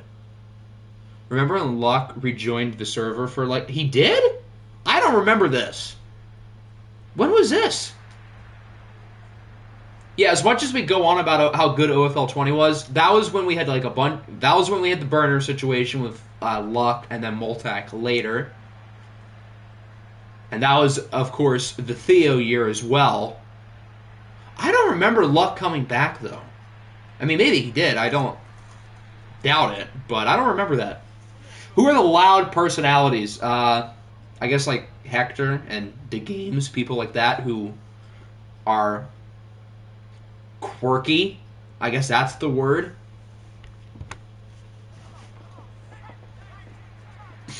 Hector, Luca, Vachan, and Tushaisty. I mean, I don't think I'm going to put 3 new coaches in the same division together because I don't know how well those guys are going to do. I mean, maybe they end up being good coaches. I don't know.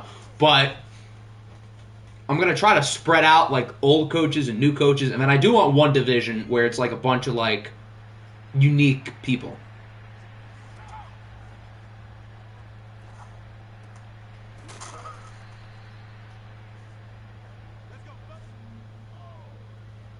I don't think I could handle being in a division with the Games. I don't think I could either.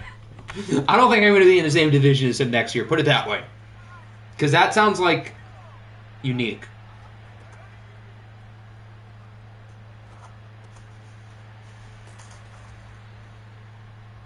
Unique in a bad way. We've had the ball for like a minute. And there's 3.5 minutes left in the first half. Maybe a minute's over-exaggerating, but we have not had the ball much. Yeah, you guys have fun with the Games being in your division next year.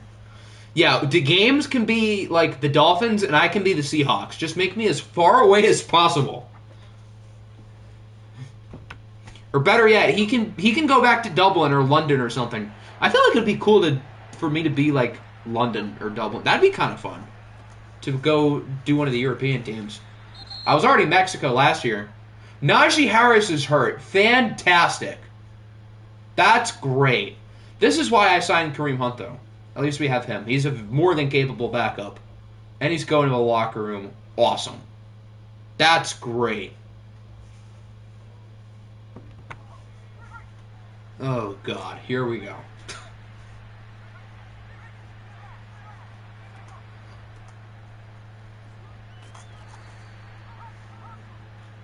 It's just like OFL 20 with Kareem Hunt. Put Hector at running back with his 0 jumping. Imagine you have to drive from Maine to Arizona with you, Danny, Vachan, Tushaisty, Luca, and Zakai in a small, cramped car. I would rather just walk the distance, to be honest. We need at least one boring rivalry. I vote for that to be Garrett and Pokemon. Rivalries aren't boring, though. How can a rivalry be boring? Me and Octi I don't have salt for you guys. You guys don't like the Vikings. I don't mind the Bears. I only rooted against them this year because we needed them to lose for us to make the playoffs. If the Bears had gotten in the playoffs over us, I wouldn't have really cared if they had won.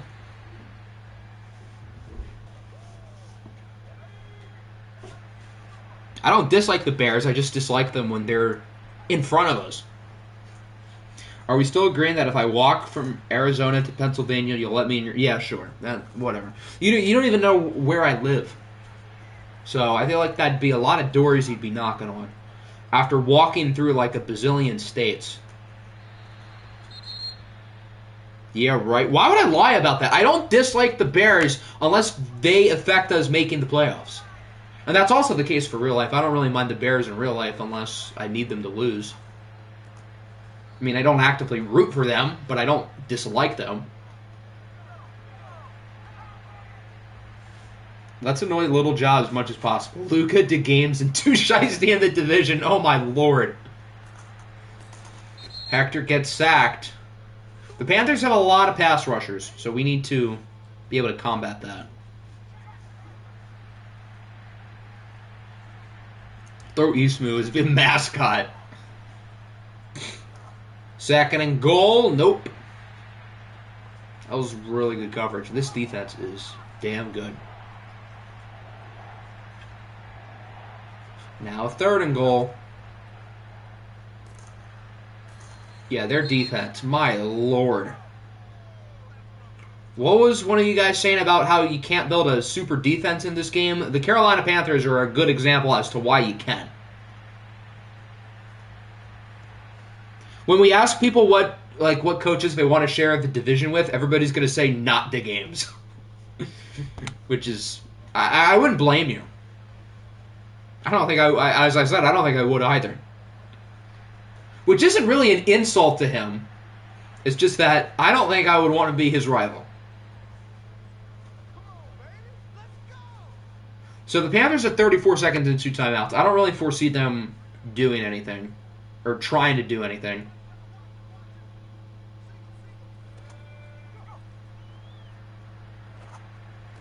Okay, maybe they will. Never mind. Oh, or not. They have 5 seconds. Okay. So I guess they're going to run a Hail Mary. We've already... Or not. What was that? Okay, you do you, Carolina. That'll wrap up the first half. We've had a lot of high-scoring games, so why not throw in a low-scoring game? 6-3 is the score.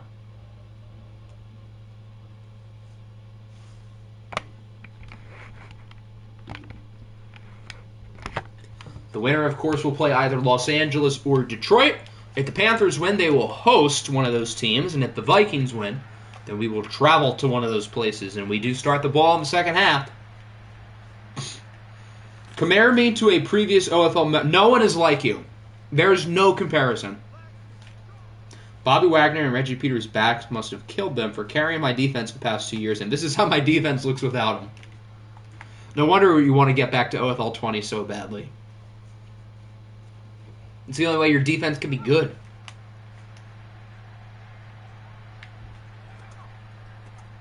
Who's Reggie Peters? He was a pass rusher on Nick's team last year, and he was really good. He's also the only white guy named Reggie who I think I've ever seen in my life.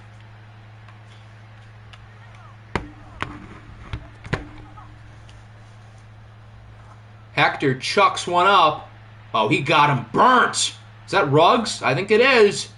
Henry Ruggs, speed kills, literally, as he gets it to the 8. Eric Hosmer DFA'd. I guess that's not really a surprise. Was he traded?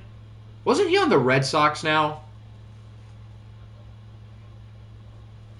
Yeah, didn't they get rid of him after they got Luke Voigt?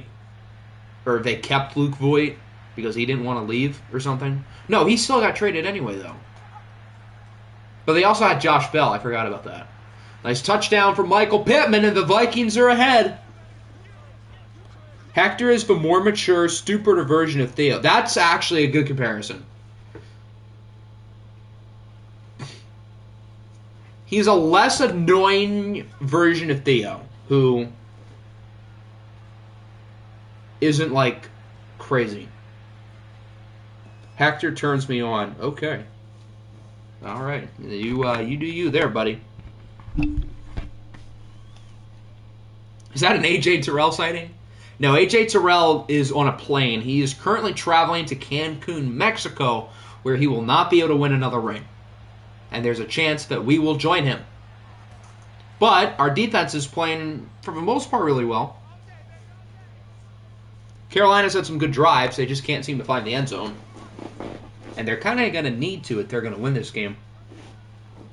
It would be certainly a surprise if both 1 seeds were eliminated today. With how good the Beats and the Panthers have been in the regular season. Who would I compare you to? I don't know.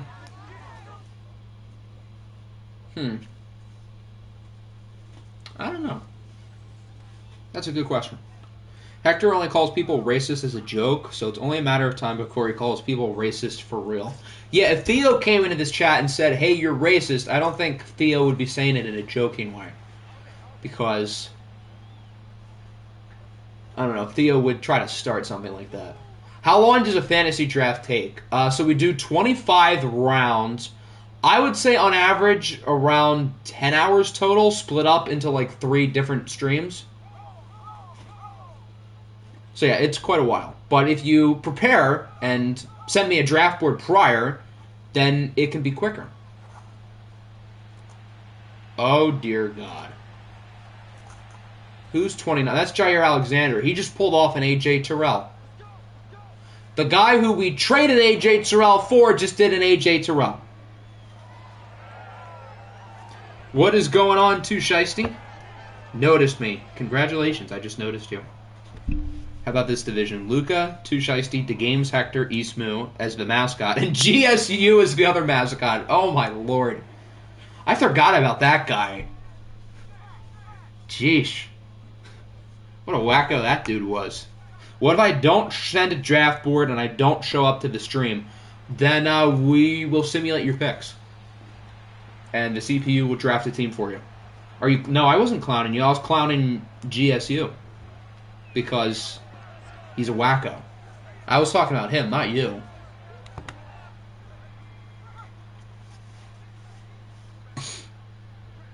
Answer my question. Are you white? Are you white?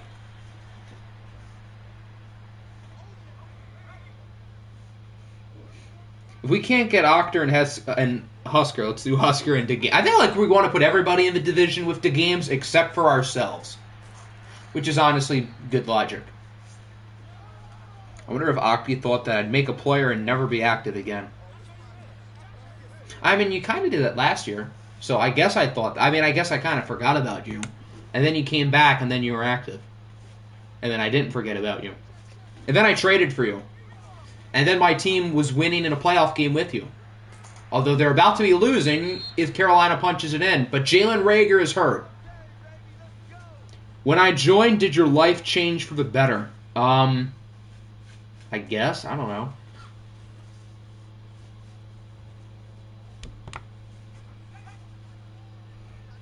I can't be worried if DeGame's in my division because he already beat you this year.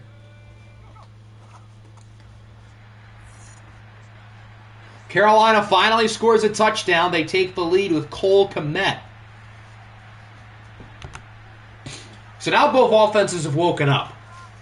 And now it's a matter of which offense will stay awake. And hopefully it is not Carolina. Me and Hector should own a team. Us versus the world. I became active at the start of OFL 22 during the Chinese... I read that as cheese at first. The Chinese Yao Ming dynasty. The games, Hector, Octi, Nick. Oh, Nick is going to get flashbacks from having not just the games, but me. I don't think Nick wants that at all. For his sake. EA already hates that man so much. For his own sake. Where would you rate the AFC North in OFL 22? I guess pretty high because, well, the Shamrocks won a ring. And the other 3 teams... Or not the Shamrocks. The Aviators won a ring. And the other 3 teams were consistently good. Why do it say Madden... Where does it say Madden 16?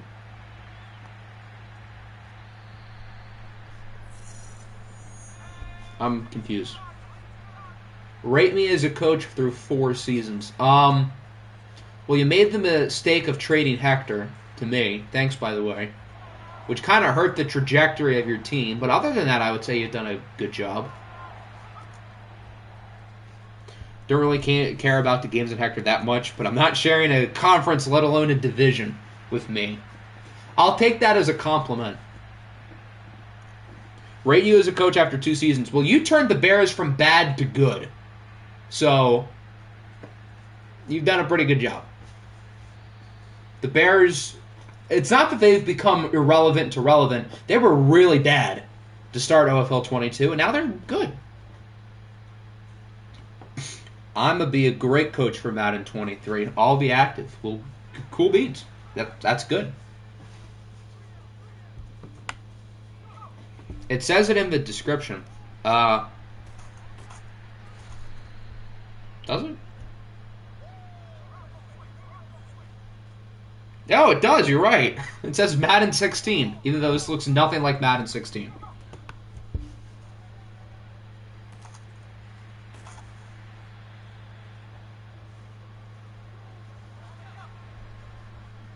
Why not give Todd the Huskies? Well, the Huskies might not exist next year. So, yeah.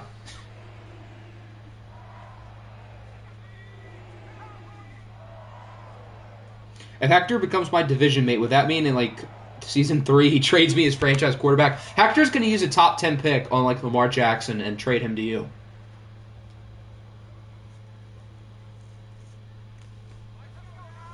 Third and 6. The defense could use a stop right about now. Please? Pretty please? Yeah, no, it's not going to happen. It seems like Carolina's had control throughout most of this game, but obviously it's not over. But I think the Panthers are not in a bad spot either. Rate me as a coach through my time. Well, there's not much to really go off of. So, geez, this defense is throwing. I can imagine Lamar in a Cowboys uni wearing number 10. Yuck! Number 10? Rate you as a coach. The Ravens have been consistently good. They've now made 2 AFC championships, so pretty good. Todd came into my league and traded Tyler Lockett and a second for Aaron Donald and Jalen Ramsey. Well, that seems more like an Aiden problem than a Todd thing. Although I feel like Todd's going to be a good coach. But Aiden, yeah, he, I don't need to say more. You guys know the point. Clyde is 144 yards. Clyde has, like, never been good. And now he runs for $144 with another quarter to go. He's on pace for right around 200. Can our defense, like, not suck? Please? Final play of the third quarter. A stop would be big. I guess we got him. Yeah, forward progress. Where is Deuce? I think Deuce is the backup. All right, third quarter in the books. Why have we ran the ball 5 times? I get Najee Harris is hurt, but Kareem Hunt's good too. Some teams today just refuse to run the ball. The Shamrocks did not run it at all. The Bison did not run it at all, and now we're not running it at all. Did you ever think of drafting Hector Estrada Sr. in OFL 21? I really couldn't tell you. I don't know. Maybe. I don't think I had many draft picks throughout last year. Other than Phil Chippendale, I really did not have many.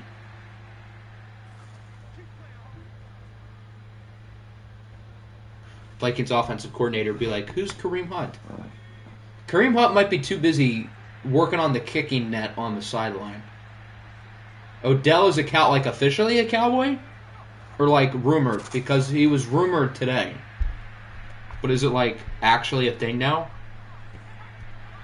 Giants fans must be in shambles. I don't see it being official, but they said it seemed likely today. Kareem Hunt finally got the ball. You see, when you give Kareem Hunt the ball, good things happen. He's a good player. I remember when I traded AB, Gerald McCoy, and a backup for Aaron Donald. That was one of Luck's 9 teams who made that trade.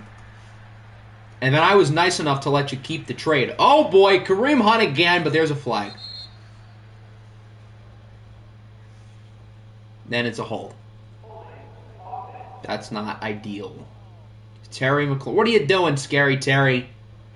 I did not draft you in the second round of the fantasy draft to hold on big Kareem Hunt runs.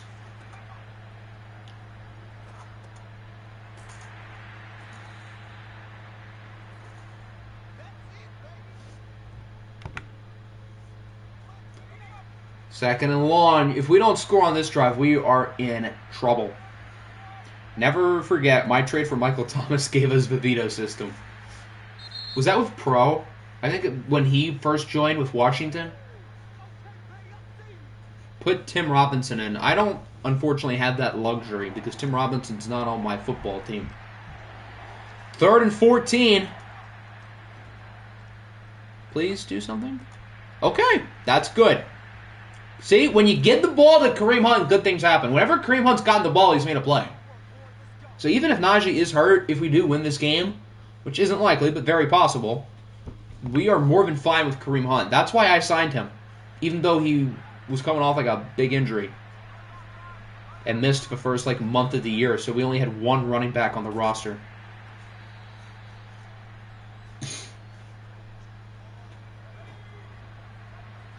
OFL 20, Kareem Hunt just got injured again by watching this. I literally do not remember that being a running joke. I don't remember who else I would have had at running back. Other than Lamar Jackson. That's the one time that joke will ever be funny. Michael Pittman with a big play now at the 8. We're getting close. Rashawn Gary is hurt. That's kind of a big deal. I just found out that Michael Thomas trade, and what the hell is this? Yeah, Pro, when he first joined, he wasn't all that good. Then he got better, and then he kind of disappeared off the face of the earth. Whatever happened to him? I hope that kid's doing good. He was a good dude.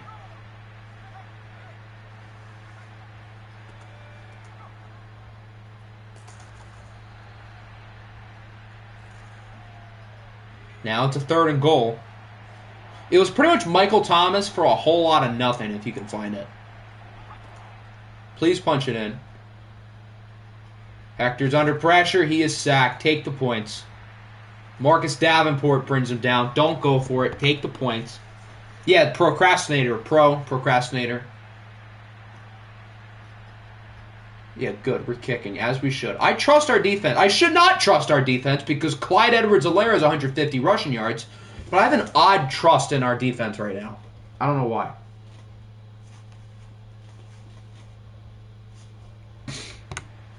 Highway robbery. That's one way to put it.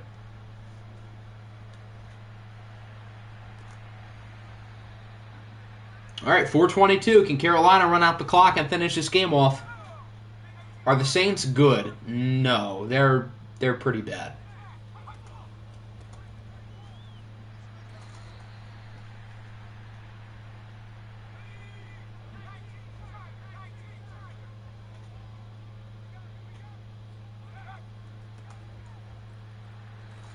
Okay, there's a good play. Is that Sam Williams again? I can't tell. I don't know who number 50 is. That might be Justin Flo. Go Ducks, even though he's not on the Ducks anymore. 3rd and 9. Biggest play of the game so far. What was that? Jair Alexander's literally doing his best AJ Terrell impression. Apparently I had Carry On as my backup. Why does that not surprise me? That sounds about right. I would.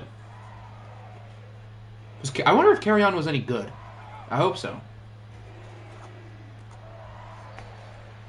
Okay, incomplete. That's good.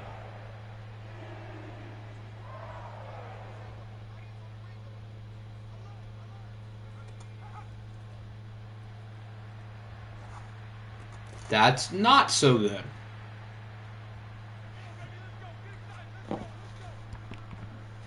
Remember when my quarterback room was just JT Barrett and Cardell Jones? I remember when Cardell Jones started a large slate of games at the end of the season once. I feel like that was a thing. Carolina's in full chew clock mode. We're going to have to start calling our timeouts. We just got to hope we get this ball back. Because if Clyde Edwards-Helaire plays like he has today, I don't think we will. Have we seen the last of Hector and the offense in OFL 22? There's a real possibility.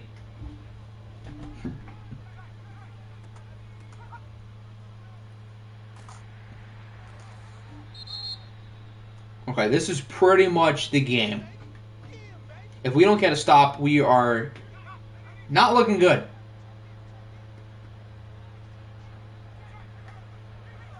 Third and 2. Please, defense, please. Of course they don't. Cardell Jones has more playoff wins than Jax does in OFL 22, so I'm right.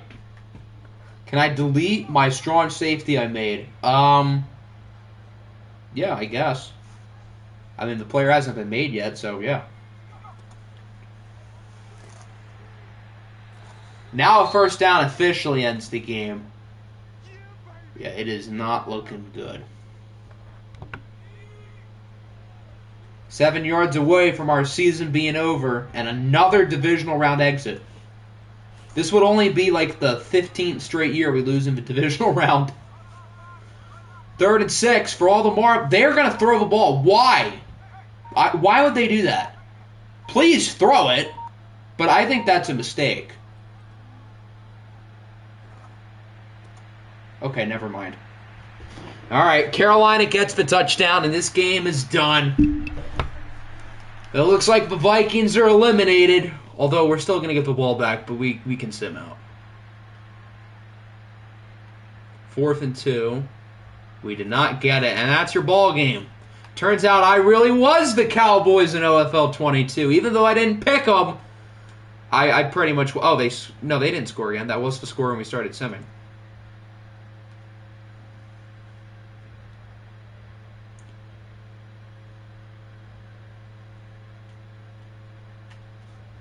(23-13). Bryce Young was good. Hector was fine as well. He wasn't bad.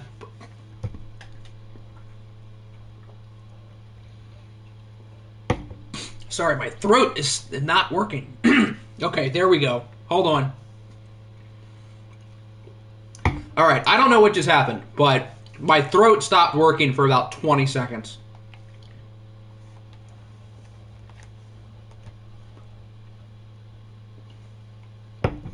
Me and Octi finished with the same amount of rings in OFL 22. Everybody did the crab dance. The fastest Panthers have won. The league is doomed.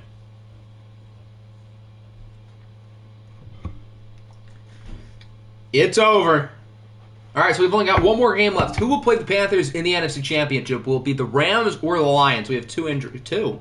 Who else got hurt? Najee and Rashawn. Oh, not even Najee. Rashawn Slater and Kerry Mitchell. I think we have like 4 offensive linemen now on the roster, don't we? Siri, give me a number between 345 and 346. 345. That is the Rams, because they're lower. It's Jover. It's Mahover.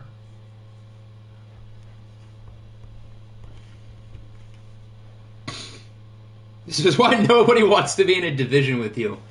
Why? Take it as a compliment. People don't want to be your rival because... Take it as a compliment.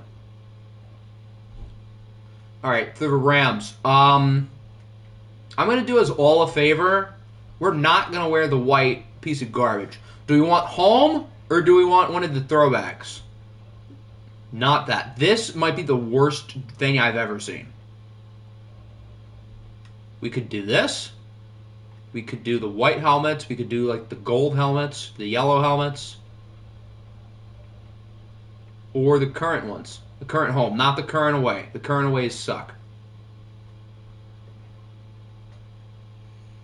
Can I pick for Mr. Rob? We can all pick. 1 vote for 2019. Can we do the all blacks? We could if my other controller was not disappeared. Gotta go. Well, thanks for coming in, Shiesty. I should be the Lions for OFL 23. Well, if we do retro, yours truly will be taking that. We're not doing the alternates. The alternates are horrible. 2019 again. Yeah, this is like throwback like OFL 19 when the Rams were really good. Yellow on yellow. There's a yellow. Oh, the color rush. Do we want the banana? Why not? Do we really want that? You know what? Let's rock with the banana. Hell no. Too late. We're going with the banana.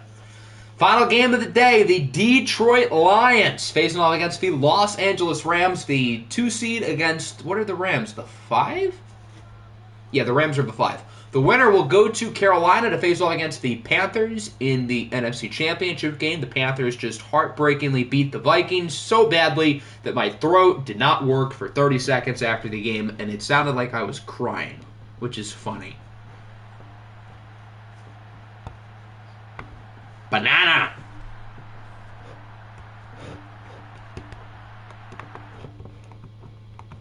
Shane Arsenio versus DJ Uiagalelei. What an all-time QB battle. Shane Arsenio's a lefty, keep in mind. Why would I cry over a video game? I want my team to win, but, like, it's not that important. I can handle it. We've lost in the divisional round like every other year. I really thought you were crying for the joke. I wasn't. My throat legitimately, like, I don't know why, but it got parched for like 30 seconds.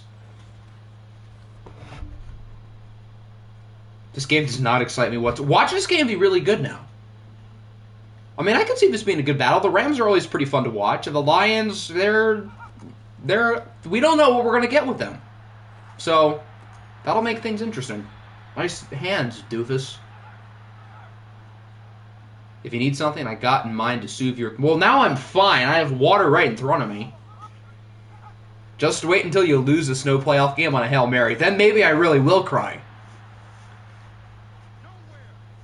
I'll cry inside, put it that way.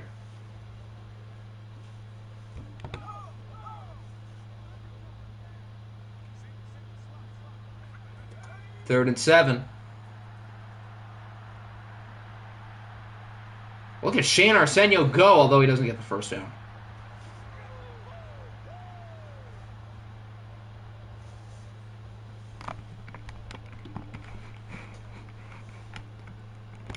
I know a thing or two because I've seen a thing or two. Yes, you have. We have not had any snow playoff games here. It feels like throughout OFL 22 we've had a lot. But this year we haven't had any. Which is sad. Luckily, the conference championships will be in Baltimore and Carolina, so we could see it in Baltimore. Carolina, maybe. It's not out of the question. Your uncle's truck is stuck in mud an hour away. What do I do? I don't know. Twiddle your thumbs. We are farmers. Bum-ba-da-bum-bum-bum-bum-bum. Is that what you're going to type next? DJ with an overthrow. I can already see the jokes piling in.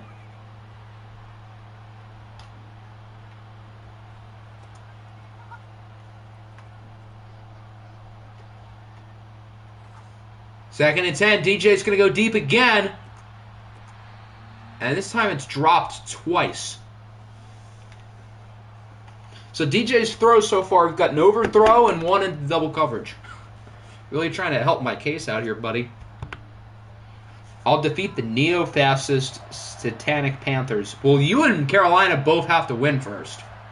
I'll defeat the bourgeoisie for you. All right, you do that. The games and Octi in the same division. I'm good. I'm good. There's a gain of 30. Where's Dan Campbell? He doesn't exist here. Well, he does, but he's not a coach. He's what is he doing? I don't know. He's probably working on his farm in northeastern Oklahoma. He doesn't actually own a farm in northeastern Oklahoma. I just made that up. I saw somebody call him DJ Ukulele, and I will never not call him that now. Yeah, but Uiagalelei is fun to say.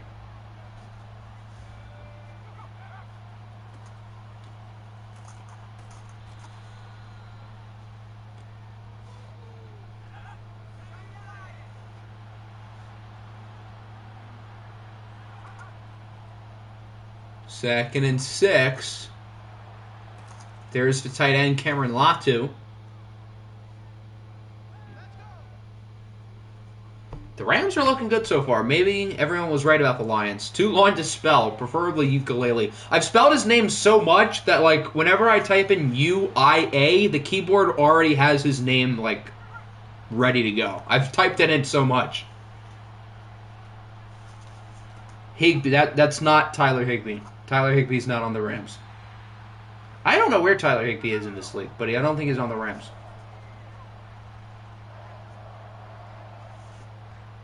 Third and 10. Yep, I guess so. I'm on his meat so much that his name is already, like, set up in my keyboard practically. Why wouldn't you want to be in the same division as me? It's not an insult. Don't take it as an insult. It's just because you how do I say it nicely? Because this is not coming off mean. I would rather not be the satanic imperialist Nazi team. Put it that way. That's what I mean. I'm not trying to take it as an insult. Take it as an insult. But yeah, I don't want... It's not that I don't like you. I think you're a good dude. But someone else can have the honor of being the fastest, villain team.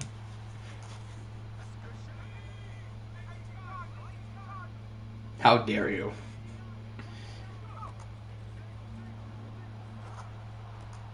'85 is Higbee with long hair. Yeah, but these are not the real rosters. This is a fantasy draft. Nobody wants to be called a neo-fascist every week, except for the person who volunteers to do so, which, if there is, I don't know, speak up or forever hold your peace. Someone's got to enjoy it.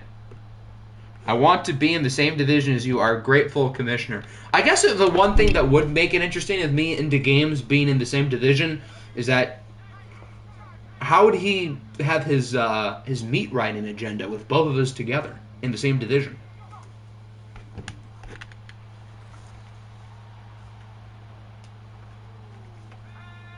I forgot the Lions have Cam Akers. That's right, after Eckler. Adolf Hitler totally wants to be called a neo-fascist. I don't think we should worry about what Adolf Hitler wants to be called. I don't know if he's exactly a role model. Not exactly the model citizen.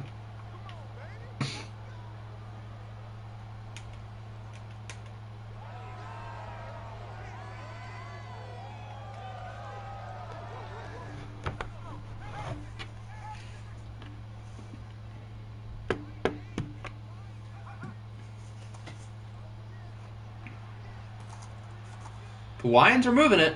What's the problem with... I never said it's a problem with you. It's a problem with neo-fascism.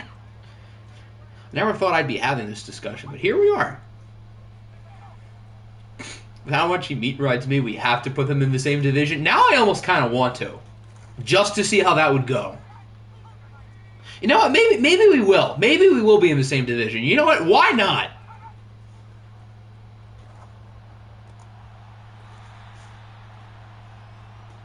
Me, Husker, DeGames, and Danny. How about that? That seems like an interesting little group.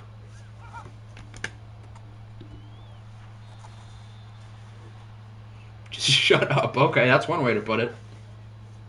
What's the problem with neo-fascism? I don't know. That I'm a sim league football coach and commissioner.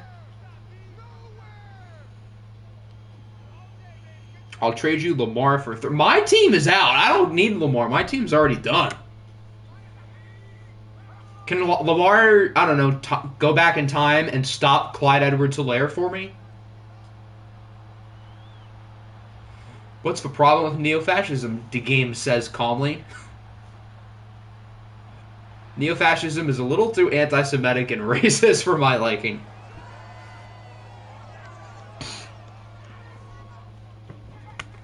Oh yeah, I know. Perfect answer. I'm enjoying this dialogue. This is fun.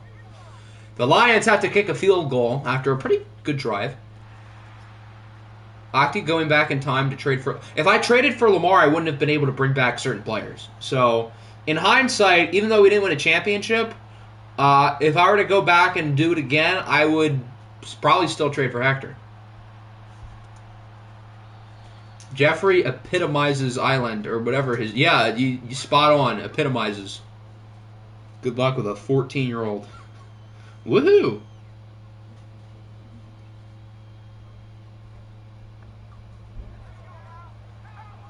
I should call the Panthers an evil empire.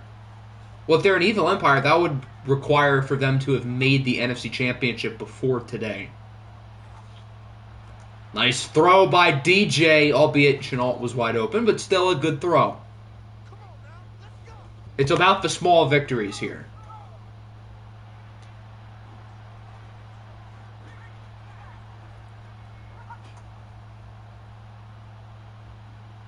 Here's a good run from Javonte Williams as Malik McDowell is hurt.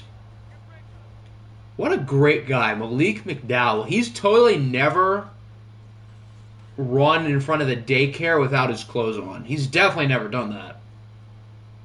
When can we claim teams for OFL 23? Once we know what we're doing for OFL 23, which hopefully will be within the next, I don't know, 4 to 5 days, no more, then right then is when we're going to open up team selection.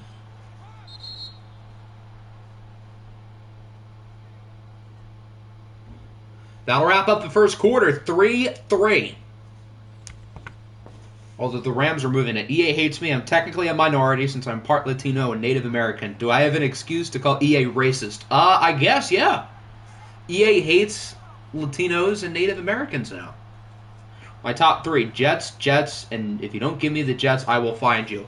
Well, you're going to have to list 5 teams. You can put the Jets at 1, and I'll do my best to give you the Jets, but I cannot guarantee it.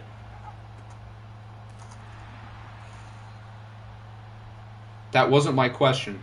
We said, oh, when we claim a team. Yeah. Okay, I see how I misread your question. My bad. When you do, when the team selection process opens up, you guys are going to list up to 5 teams. Actually, not up to, at least 5 teams in order of who you would want to be. But what if I want the Jets? It's not like you've said for the past hour how you're going to be the Cowboys.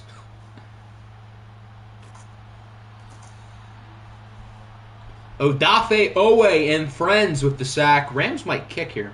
56-yarder. I think they're going to kick. Oh, they're going to punt. That's probably the right call. I wouldn't count on them making it. Yeah, you can also randomize if you really don't care, which does make my life easier, but top 3, Jets, and I live near you. Only a few hours away. Yeah, I guess Long Island isn't that far. Yeah, that's probably, I don't know, a few hours. But I'm going to need 5 different teams. That's the whole point. There's a nice throw by Arsenio on the run. Was Arsenio Hector's backup? Because they both went to Arizona State. How would that work? Was Shane just the backup for a while? I have an aunt in the Poconos. I mean, that's not that close. I mean, I know where that is. Well, that's not like that close.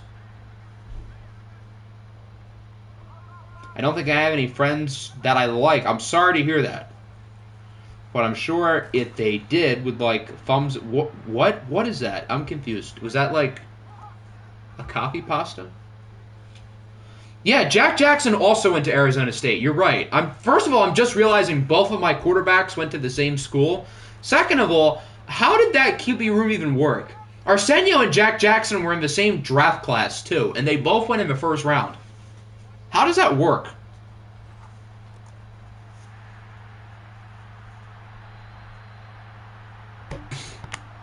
The Lions are really starting to get some things going. It started off kind of rough. Are you ready for the hooky blockatite from Hawaii? What the hell? And, oh, from next up. I have not looked at the custom player, so I don't know who he is. That's why I was very confused. Let's influence David Styles into the OFL server and put him in the same division as Husker. That sounds like a very interesting idea. Husker can be the Falcons. David can be, I guess, the Giants. And then we can put them in the same division. What if they split reps? Then that means Arizona State must have an odd coaching staff. Can I make a player called Zakai Weldy? We had a kid. Oh, God. What? Dan and Dickey both went to Morehead State. That's true, although Dickey came 2 years after Dan, so at least that makes like a little bit of sense. But I guess they would have been in the same quarterback room, too. The Falcons and Giants aren't in the same division, but we're going to make them in the same division. I don't know how, but we're gonna find a way. Not biological. No, there's no unless. Nothing happened. We should do the OFL, but in real life instead. So, in other words, we just all become NFL GMs? Is that what you're saying? And we all do a fantasy draft of the real players? Yeah, I'm sure that'll really go over well. I'm sure Roger Goodell would be thrilled.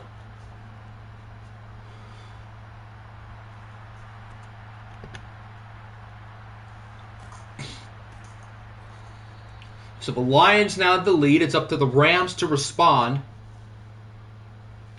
We are we're the players and so we play and we also make the roster moves. Where is the NFL headquarters? I actually have no clue. We could just take over the real NFL. No one likes Roger anyway, exactly. Roger has plenty of money. He'll be fine. Nice start for Javonte Williams. I wonder how good they would be if they never traded away I.T. Thomas. Or in other words, if I.T. Thomas never asked out. None of y'all would be able to tackle me. I'm sure. Canton, Ohio is where the Hall of Fame is. I don't think that's where the headquarters are. Maybe it is. I don't know. Let's ask Google. NFL headquarters. Let's see where they are. They're in New York. With the NFL media office in Culver City, California. So in other words, not Canton.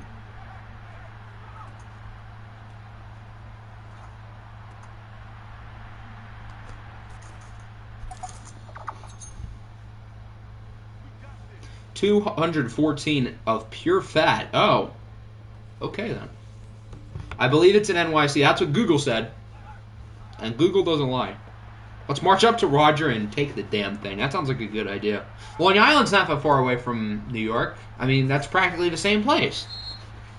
Who would win in your prediction? Baltimore or Dublin? Us. Thanks for the much-needed parentheses. I would have never known otherwise. Why do I have a weird feeling Dublin is going to win again? I don't know. I could see that going either way.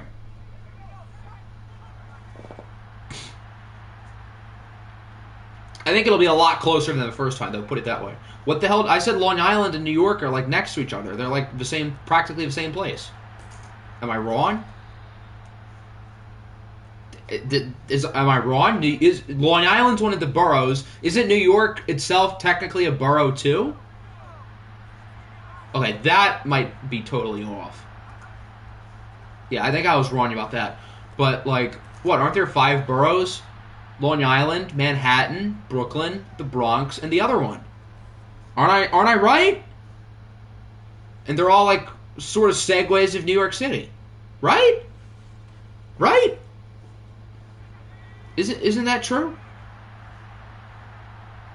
I think Baltimore's winning 107-56. Lamar will do great, but he can't do it for 40 to 50 drives. You think there's going to be 40 to 50 drives? Let's slow down. 107. Long Island is not a borough. Oh, it's not? Then what are the boroughs? Manhattan, Bronx, Brooklyn. Oh, Long Island's like right off of it. Oh. Then what are the other boroughs? New York itself is not one of the boroughs, is it? Staten Island. Is Staten Island one of the boroughs?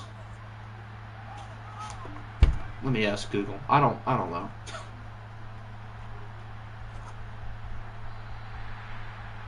Liberty of Statue.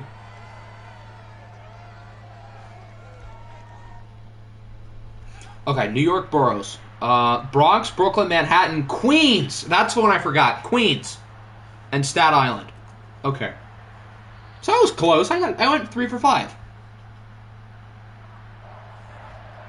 And then Long Island's like right there.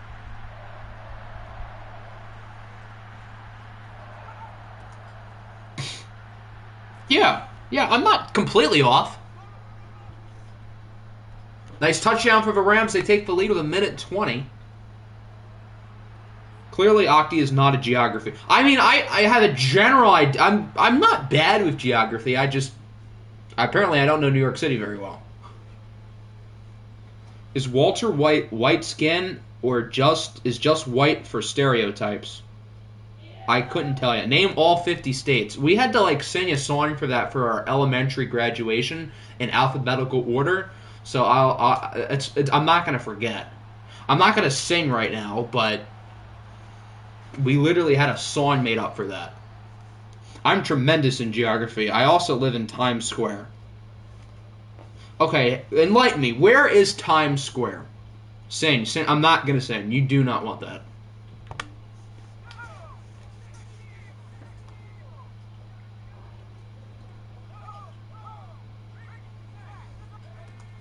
I'm not singing for you.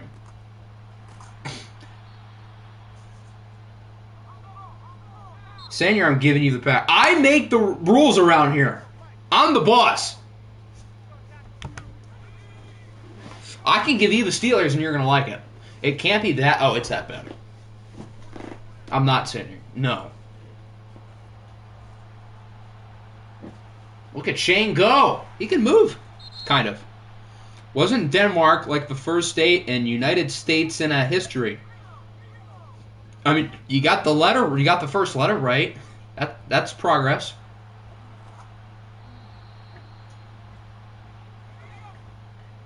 Do a poll. No, because everyone's going to say yes. Octi the boss. So respect him and thanks him for his gracious dedication. That's an A-plus level meat riding. Oh, what a throw. How is that not a flag? Oh, it is a flag.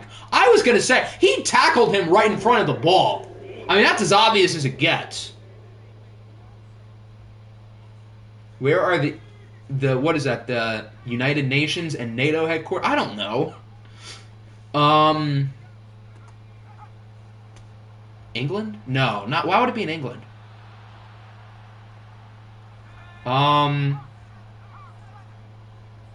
France? I don't know. European Union. Oh. Okay, so it is in Europe, I would think. We'll go with France, fine. Think of the vegetable. Okay. The city is kind of like a vegetable. What? Tomato? Tomato City? Tomato Town, like in Fortnite. Did he get both feet in? Holy hell. How did he catch that? Well, that's a play, kids. That's like some Santonio Holmes type stuff. To keep both feet in. By the time Arsenio threw that, he was like damn near in the end zone. But he keeps his footing. Boom. Beautiful. What is there to review? Was that not completely obvious? What's the best game for the division? Well, obviously the first game. What's the capital of Belgium? Oh, God. Is Brussels in Belgium? No. Brussels is, like, not in Belgium. I don't know Belgium. That's like a random place. I just know Belgium waffles. It's definitely not Brussels. No, I'm not going to guess that because that would make me sound stupid. Brussels is in, like, Switzerland or somewhere, isn't it? Or, like, Denmark or one of those places. One of those places with, like, the red flags. I do not know Belgium's capital. I'm sorry. Maybe I'm a little bit worse at geography than I thought. But I'm not that bad. You were in... It is... Oh, yeah. So, I mean, I said it. That wasn't my guess, so I wasn't right. But I was on the right track. That's the only place I said. So, I mean... Even though I wasn't right, I also wasn't wrong. You don't know ball. I mean, I wasn't wrong. I didn't make a guess. The only place I said I was right, technically. Russia, Moscow. Thanks for your help, Hector. I'm surprised he knows that, to be honest.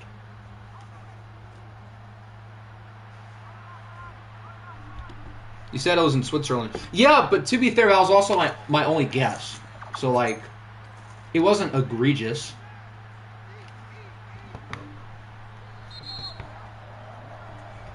I'm not some European expert. I bet you think Seattle is the capital of Germany. I don't. Seattle is a state in northern Washington. What is the capital of Saudi? I don't know. I know, like, state capitals and, like, big countries. I mean, Saudi Arabia is pretty big, but I could not tell you. I could, maybe if you said the city name, I would know it, but I could not tell you.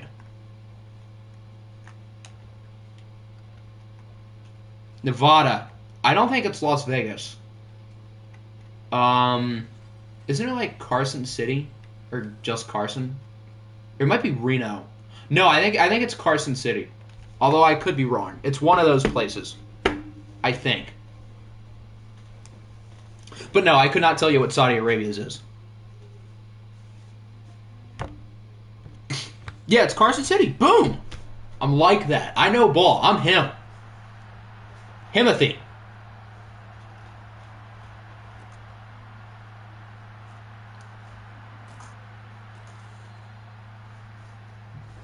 Did I just say your name? Well, yeah, but Reno is a city in the state of Nevada. So, I was referring to that.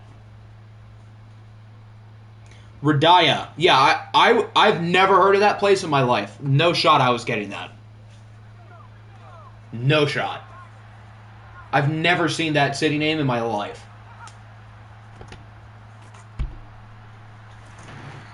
Capital of New York is...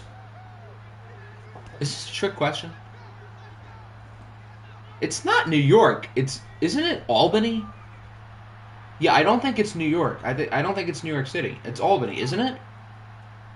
Yeah. I'm not going crazy here. It definitely is. Yeah, that's what I thought. See? I know ball. I just don't know Saudi Arabia.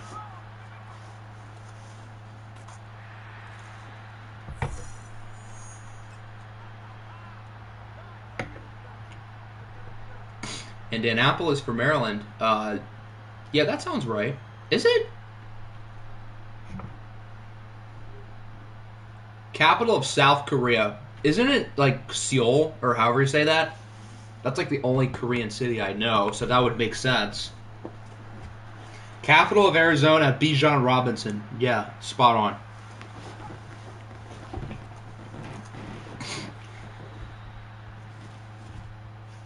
See?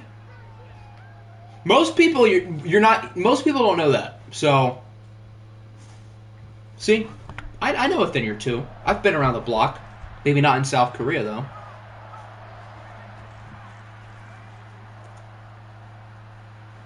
The capital of Canada is Ottawa, right? Yeah, it's Ottawa. Not Toronto. It's Ottawa. Wyoming, capital, fake place, but still, it's the CH word, Chenier, or I don't know how to say that. But it's not a real place, so it doesn't matter.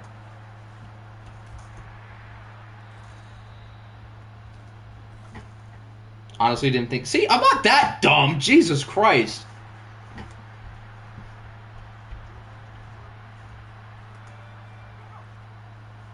If it's within like a 10-mile radius, maybe I know it. But although Nevada isn't. What continent is Nepal in? Nepal is near India, so Asia. Isn't Drake like the capital of... Yep. Spot on. You're right. Ohio. I think Ohio is Columbus. Yeah. Yeah, I think that's right. The capital is... I don't know. It's not Brussels, so... I do not know. If it's like one of those small countries, you're not gonna get that out of me. I don't know.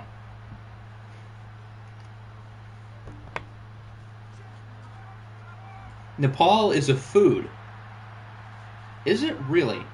It's easy. Is it? Is it actually easy? I don't think I know it. Burn? What's burn?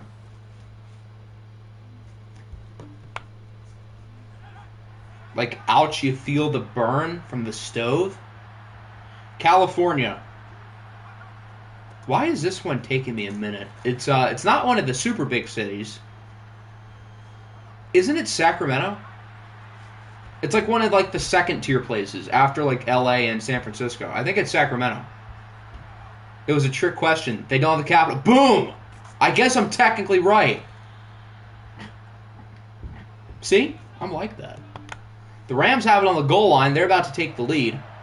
It is. Boom. Look at me go. I'm on a hot streak. Capital of Washington State. I think that's Olympia. I know that one. What about South Africa? Ooh, what's that place called? I know it. What's that big city called? I know it. For a second, I almost said Madagascar. Obviously, that's not true. What's the big city called? Cape Town. Yep, that's it. That's the one. Yeah, what Hector said. Capital of Alaska. I don't know how to say it, but it's the J name. Junio or Juneau. I think it's one of those places. Hector's him. Yep, apparently. He's him. Himothy. Although he couldn't win a playoff game today. But he knows the capital of South Africa, so that's really all that matters. And just like Hector, the Lions are in the same danger, down by 4. Capital of Hawaii is Honolulu. That's not a trick question. That's an easy one.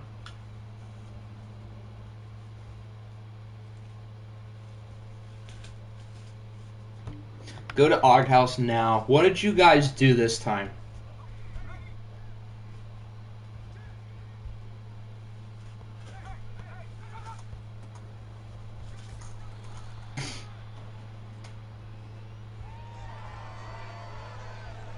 Okay, I don't see any feedbacks, so that's good.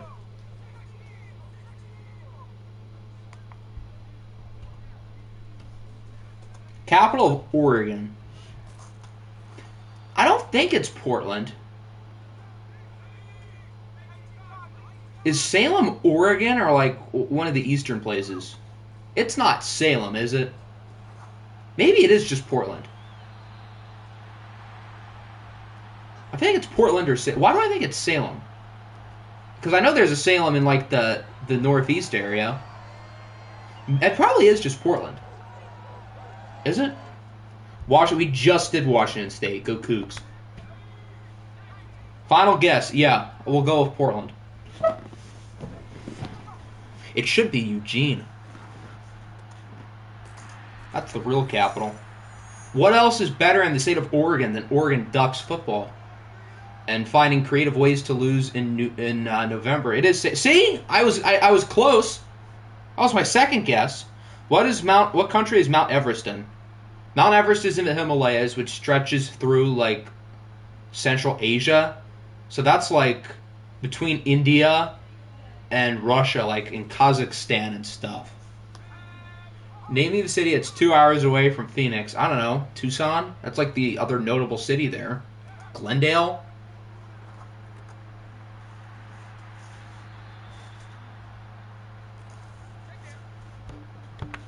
We legit listed this country before. Nepal? Is it Nepal? That would make sense. Nepal is in that area. There's like another obvious one though, isn't there? Good touchdown by 89. Is that Kadarius Toney? I think. Yup, Wizards legend. Ding ding ding, it is Nepal. That sounds about right. Why does every Middle East country end with Stan? Yeah, but Kazakhstan is like way east of that. Or a little bit east. Most of those countries are in Asia, like Tajikistan and Azerbaijan and all the other places that I don't know.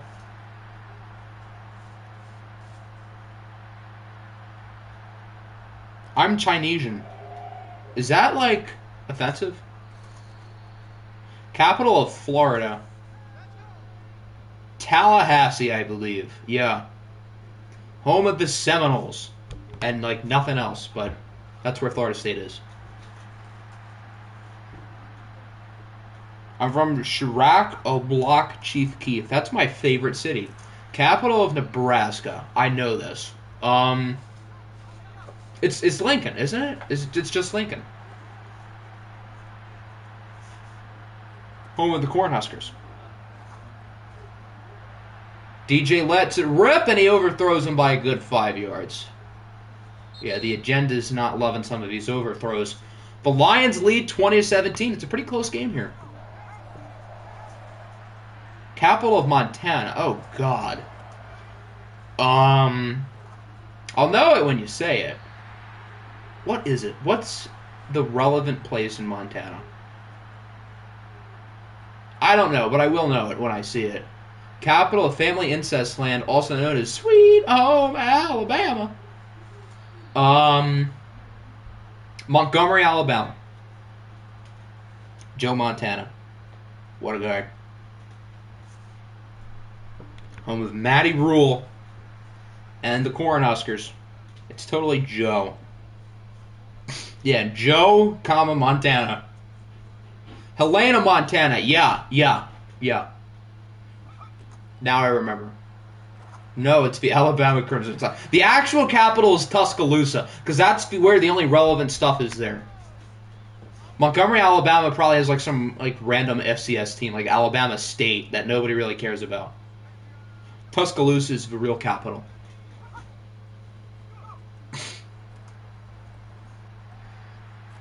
Say that. I'm not going to say that. I don't know what it means, but I'm still not going to say it. Arkansas is where the Cousins really get down. Cries in Auburn. Maybe Auburn should beat Alabama like more than twice within the last 10 years. Although now that I think about it, they play Alabama well. Shout out to Chris Davis. North Carolina. Ooh.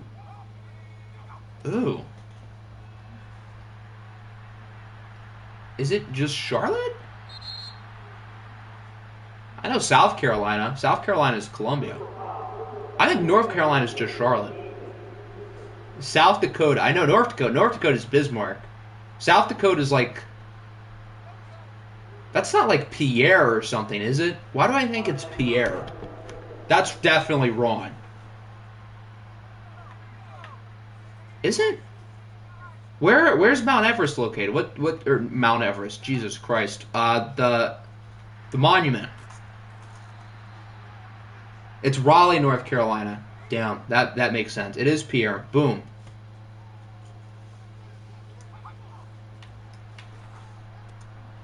Oh, it's intercepted. Arsenio gets picked off. There's the Shane Arsenio mistake. But does Husker have JC? Not Husker. Does Mr. Rob have JC Horn on his team? Huskers can be rooting for the Rams just so JC Horn can make the OFL Bowl. Mount Rushmore. Yeah, the monument, Mount Rushmore. I was asking what city is that in, because I don't know what city it's in.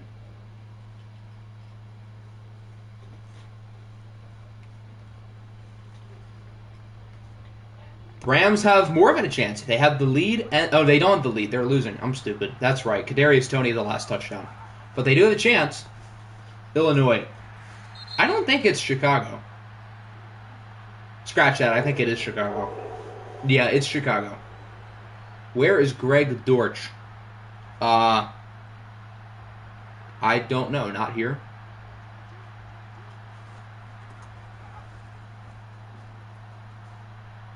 It's not Chicago. Ooh.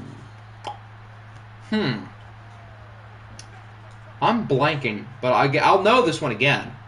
Hector walked, so Shane Arsenio could run.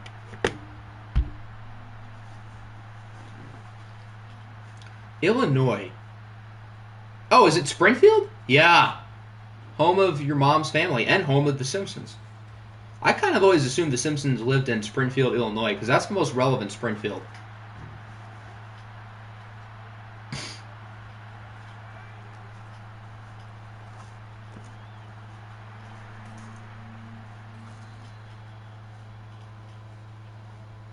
Third and 25. What a great spot for DJ to work his magic.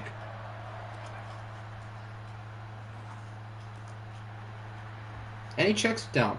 Simpsons technically live in Springfield, Washington. What? Like Washington State? They live in Washington. Huh. I didn't know that. I always assumed they lived in Illinois.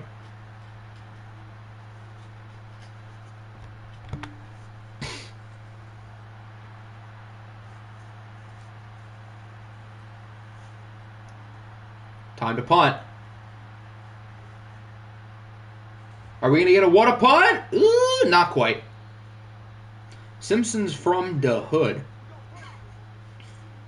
Springfield, Ohio is a thing, isn't it? There's a Springfield in Ohio and in like every other state. It's in every state. That's why I think that's why the show's developers made it from Springfield. So we wouldn't know what state they're from. Guess that means there's a chance Simpsons is filled with Huskies fans. Am I from Ohio? No. Thank God. I'm such a confusing sports fan. Am I? I mean, to be fair, all my professional teams are from the same place. Capital of Michigan is Lansing.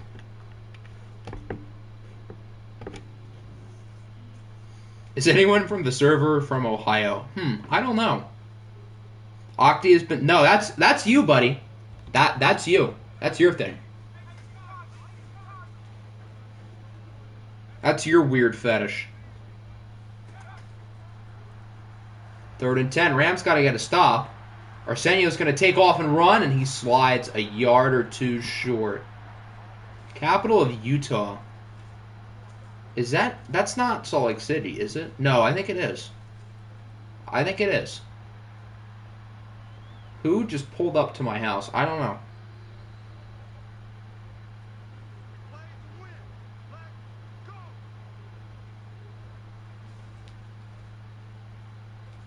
I feel like I know who's from Ohio, but I can't put my finger on it.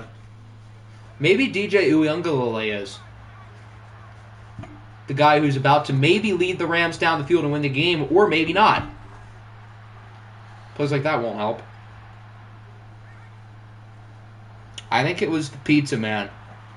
Make sure to save me a slice.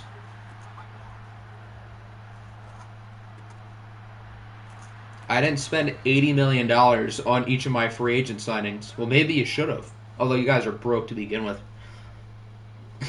DJ sucks. He's selling his soul to the robot invaders. Oh, wow. Is it from Domino's? In that case, you should save Nickinator a slice, too. He'll appreciate it. He's a big fan of Domino's. This has been a long stream. The divisional round streams are usually the longest because we watch 4 full games. So naturally, these ones are long.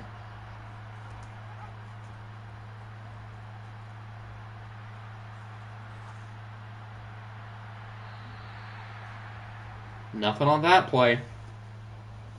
Zach Wilson is starting. Pain. Poor Jets. Poor Jets. What did they do to deserve this? What is the longest OFL stream ever? I don't know. Probably not more than 4 hours. Definitely not. That seems like crazy. We must save the world from the robot invaders before they destroy all human purposes and destroy human workshops to replace them with robotic and emotionless states. Okay. How long is it? How long would you say is a sub you buy from Subway? Divide that by about 12.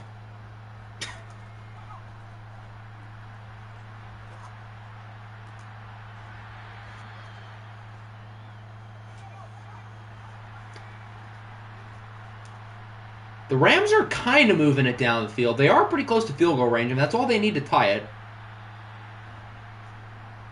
Yeah, the Lions coach is Jose. Ironically, the Rams are technically the AI because Mr. Rob retired in the offseason, although he's going to be back for OFL 23. So technically, the Lions are the only user, and not the Rams. What if this game goes into 50 overtimes? Then we might be here for a while. Let's hope not. DJ sacked on first down by Cole Holcomb. If you don't win, you and your family will be terrorized by the AI robots. Oh no. Whatever will he do? They should probably consider calling a timeout soon. It's not like they have 3 of them at their disposal. What was that? Of all the play calls they could have ran. Can I take over the Rams? No. What is there for you to do? Other than win a Mickey Mouse ring. Can we watch the Super Bowl now? What's the Super Bowl? That's not a thing here. So, no. We've only been here for 3 hours. We've totally have enough time for another game. To tie it, he got it. 20-20.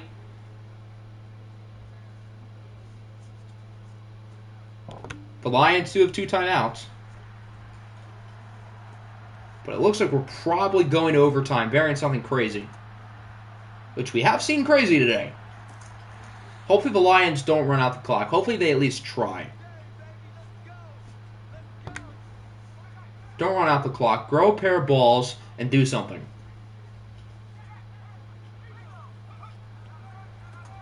They did not grow a pair of balls. And we are going to overtime. When's the last time we've had an overtime game? It feels like forever. Lions might win one more play. 50 overtimes is now achievable. So the Rams are the away team, so they get to choose the coin flip. Rams. Okay, listen up. Tails never fails. Pick tails, start with the ball, and don't give it back. That's how they're going to win this game.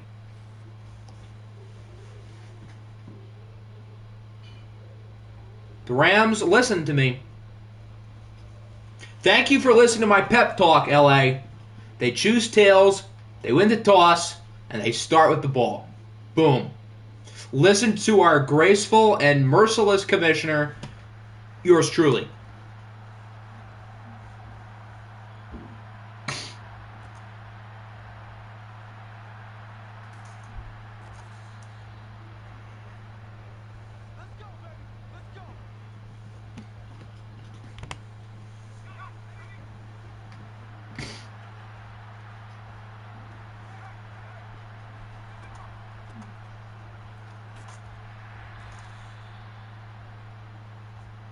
So DJ Uiagalelei can win his team the game right now.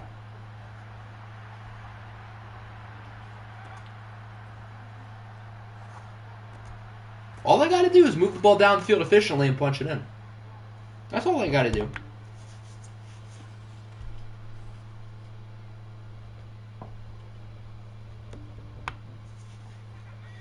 Overtime. Oh, yeah, you're right. Overtime will be different. It's in OFL 23. It won't be first touchdown. It'll be both teams get a drive. Who do the Rams beat in the wild card? They beat the Bats. And the Lions beat the Giants. And the winner gets to go to Carolina. Who had the honor of getting smacked by the Panthers?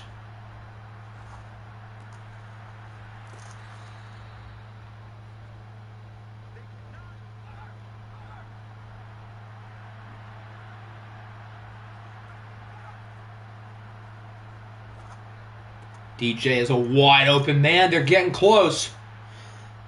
Lions beat Mac Jones. If anything, Mac Jones beat the Giants by losing it for them. I can imagine my team punting on their first possession of overtime after allowing a touchdown in the playoffs. That'd be a fun way to lose. The Satanic Imperialist Panthers. What if the Lions win? Who are you going to root for? Because you don't seem to like either team. I think if we had Jacoby Brissett the whole year, we would make the playoffs. I don't know. I don't know about that one, partner. 1st and 10 at the 14. Not leaving until Octi says goodbye. Well, we're not done on that play, but we're getting close. Save us from the authoritarian and parody-threatening Panthers. Or is he in? He is! That's your ball game. The Rams are moving on to the NFC Championship. What did I say before overtime 5 minutes ago? The Rams got to pick tails. If they do, they'll start with the ball, and the Lions won't get it back. Boom. Called it. Just for that, I almost want to see the Rams go all the way. Although the Rams are technically the only team without a coach, but if they win it all, this kind of is Mr. Rob's reign, because he built up, really, this entire team. So we've got the Rams and the Panthers and the Shamrocks and the Ravens. DJ Uiagalelei was... I feel like he was worse than the numbers show, but he was pretty good. Shane Arsenio was fine, not bad, not great either. Who had the game-winning touchdown? I believe it was Michael Gallup.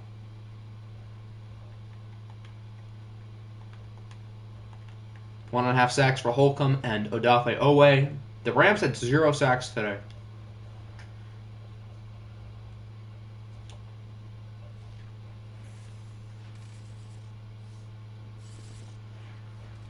Okay, so we'll sim to the conference championship. We'll look at the injuries. We'll look at the players of the week, and then that'll wrap it up.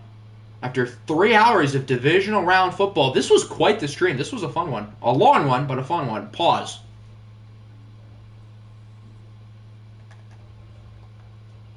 Okay, players of the week.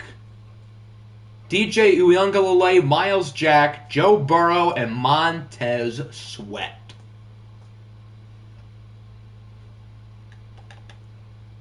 All right, let's look at the injuries for the 4 teams who are still alive. The Rams, nobody. The Panthers, nobody. The Ravens, oh God, quite a few. Jonah Williams, Scooter Skokes, and Chandler Jones are all out. And then the Shamrocks, they also have a lot.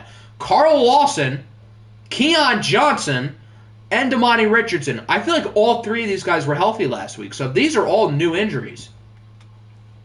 Okay. Yeah, we'll look at the Ravens to see if there's snow. Please have snow. Please. We want snow. We want snow. We want snow. Yes, we got a snow game. Let's go. So the Ravens and the Shamrocks will be in a blizzard. Boom. All right, these are our 4. 2 5 seeds are left. That's ironic. So the Ravens, the Shamrocks, the Panthers, or the Rams, one of these teams will win the OFL Bowl with the Beats, Bison, Lions, and Vikings celebrating in Cancun, Mexico, and these teams fight it out for championships. So that'll wrap it up. Again, a long one, but a fun one. I had to say it again. The next stream, I really want to get this season wrapped up, so maybe we do it. Hear me out. What about tomorrow? We do the conference championships, and then Monday we do the OFL Bowl. And then shortly after next week, we do our mystery stream. We'll have the long-term sim at some point, and then OFL 23 will begin. Show me 2024 Hector stats. That's random, but okay, I'll do that before we wrap it up here. Oh, I forgot there are actual NFL games tomorrow. Ooh.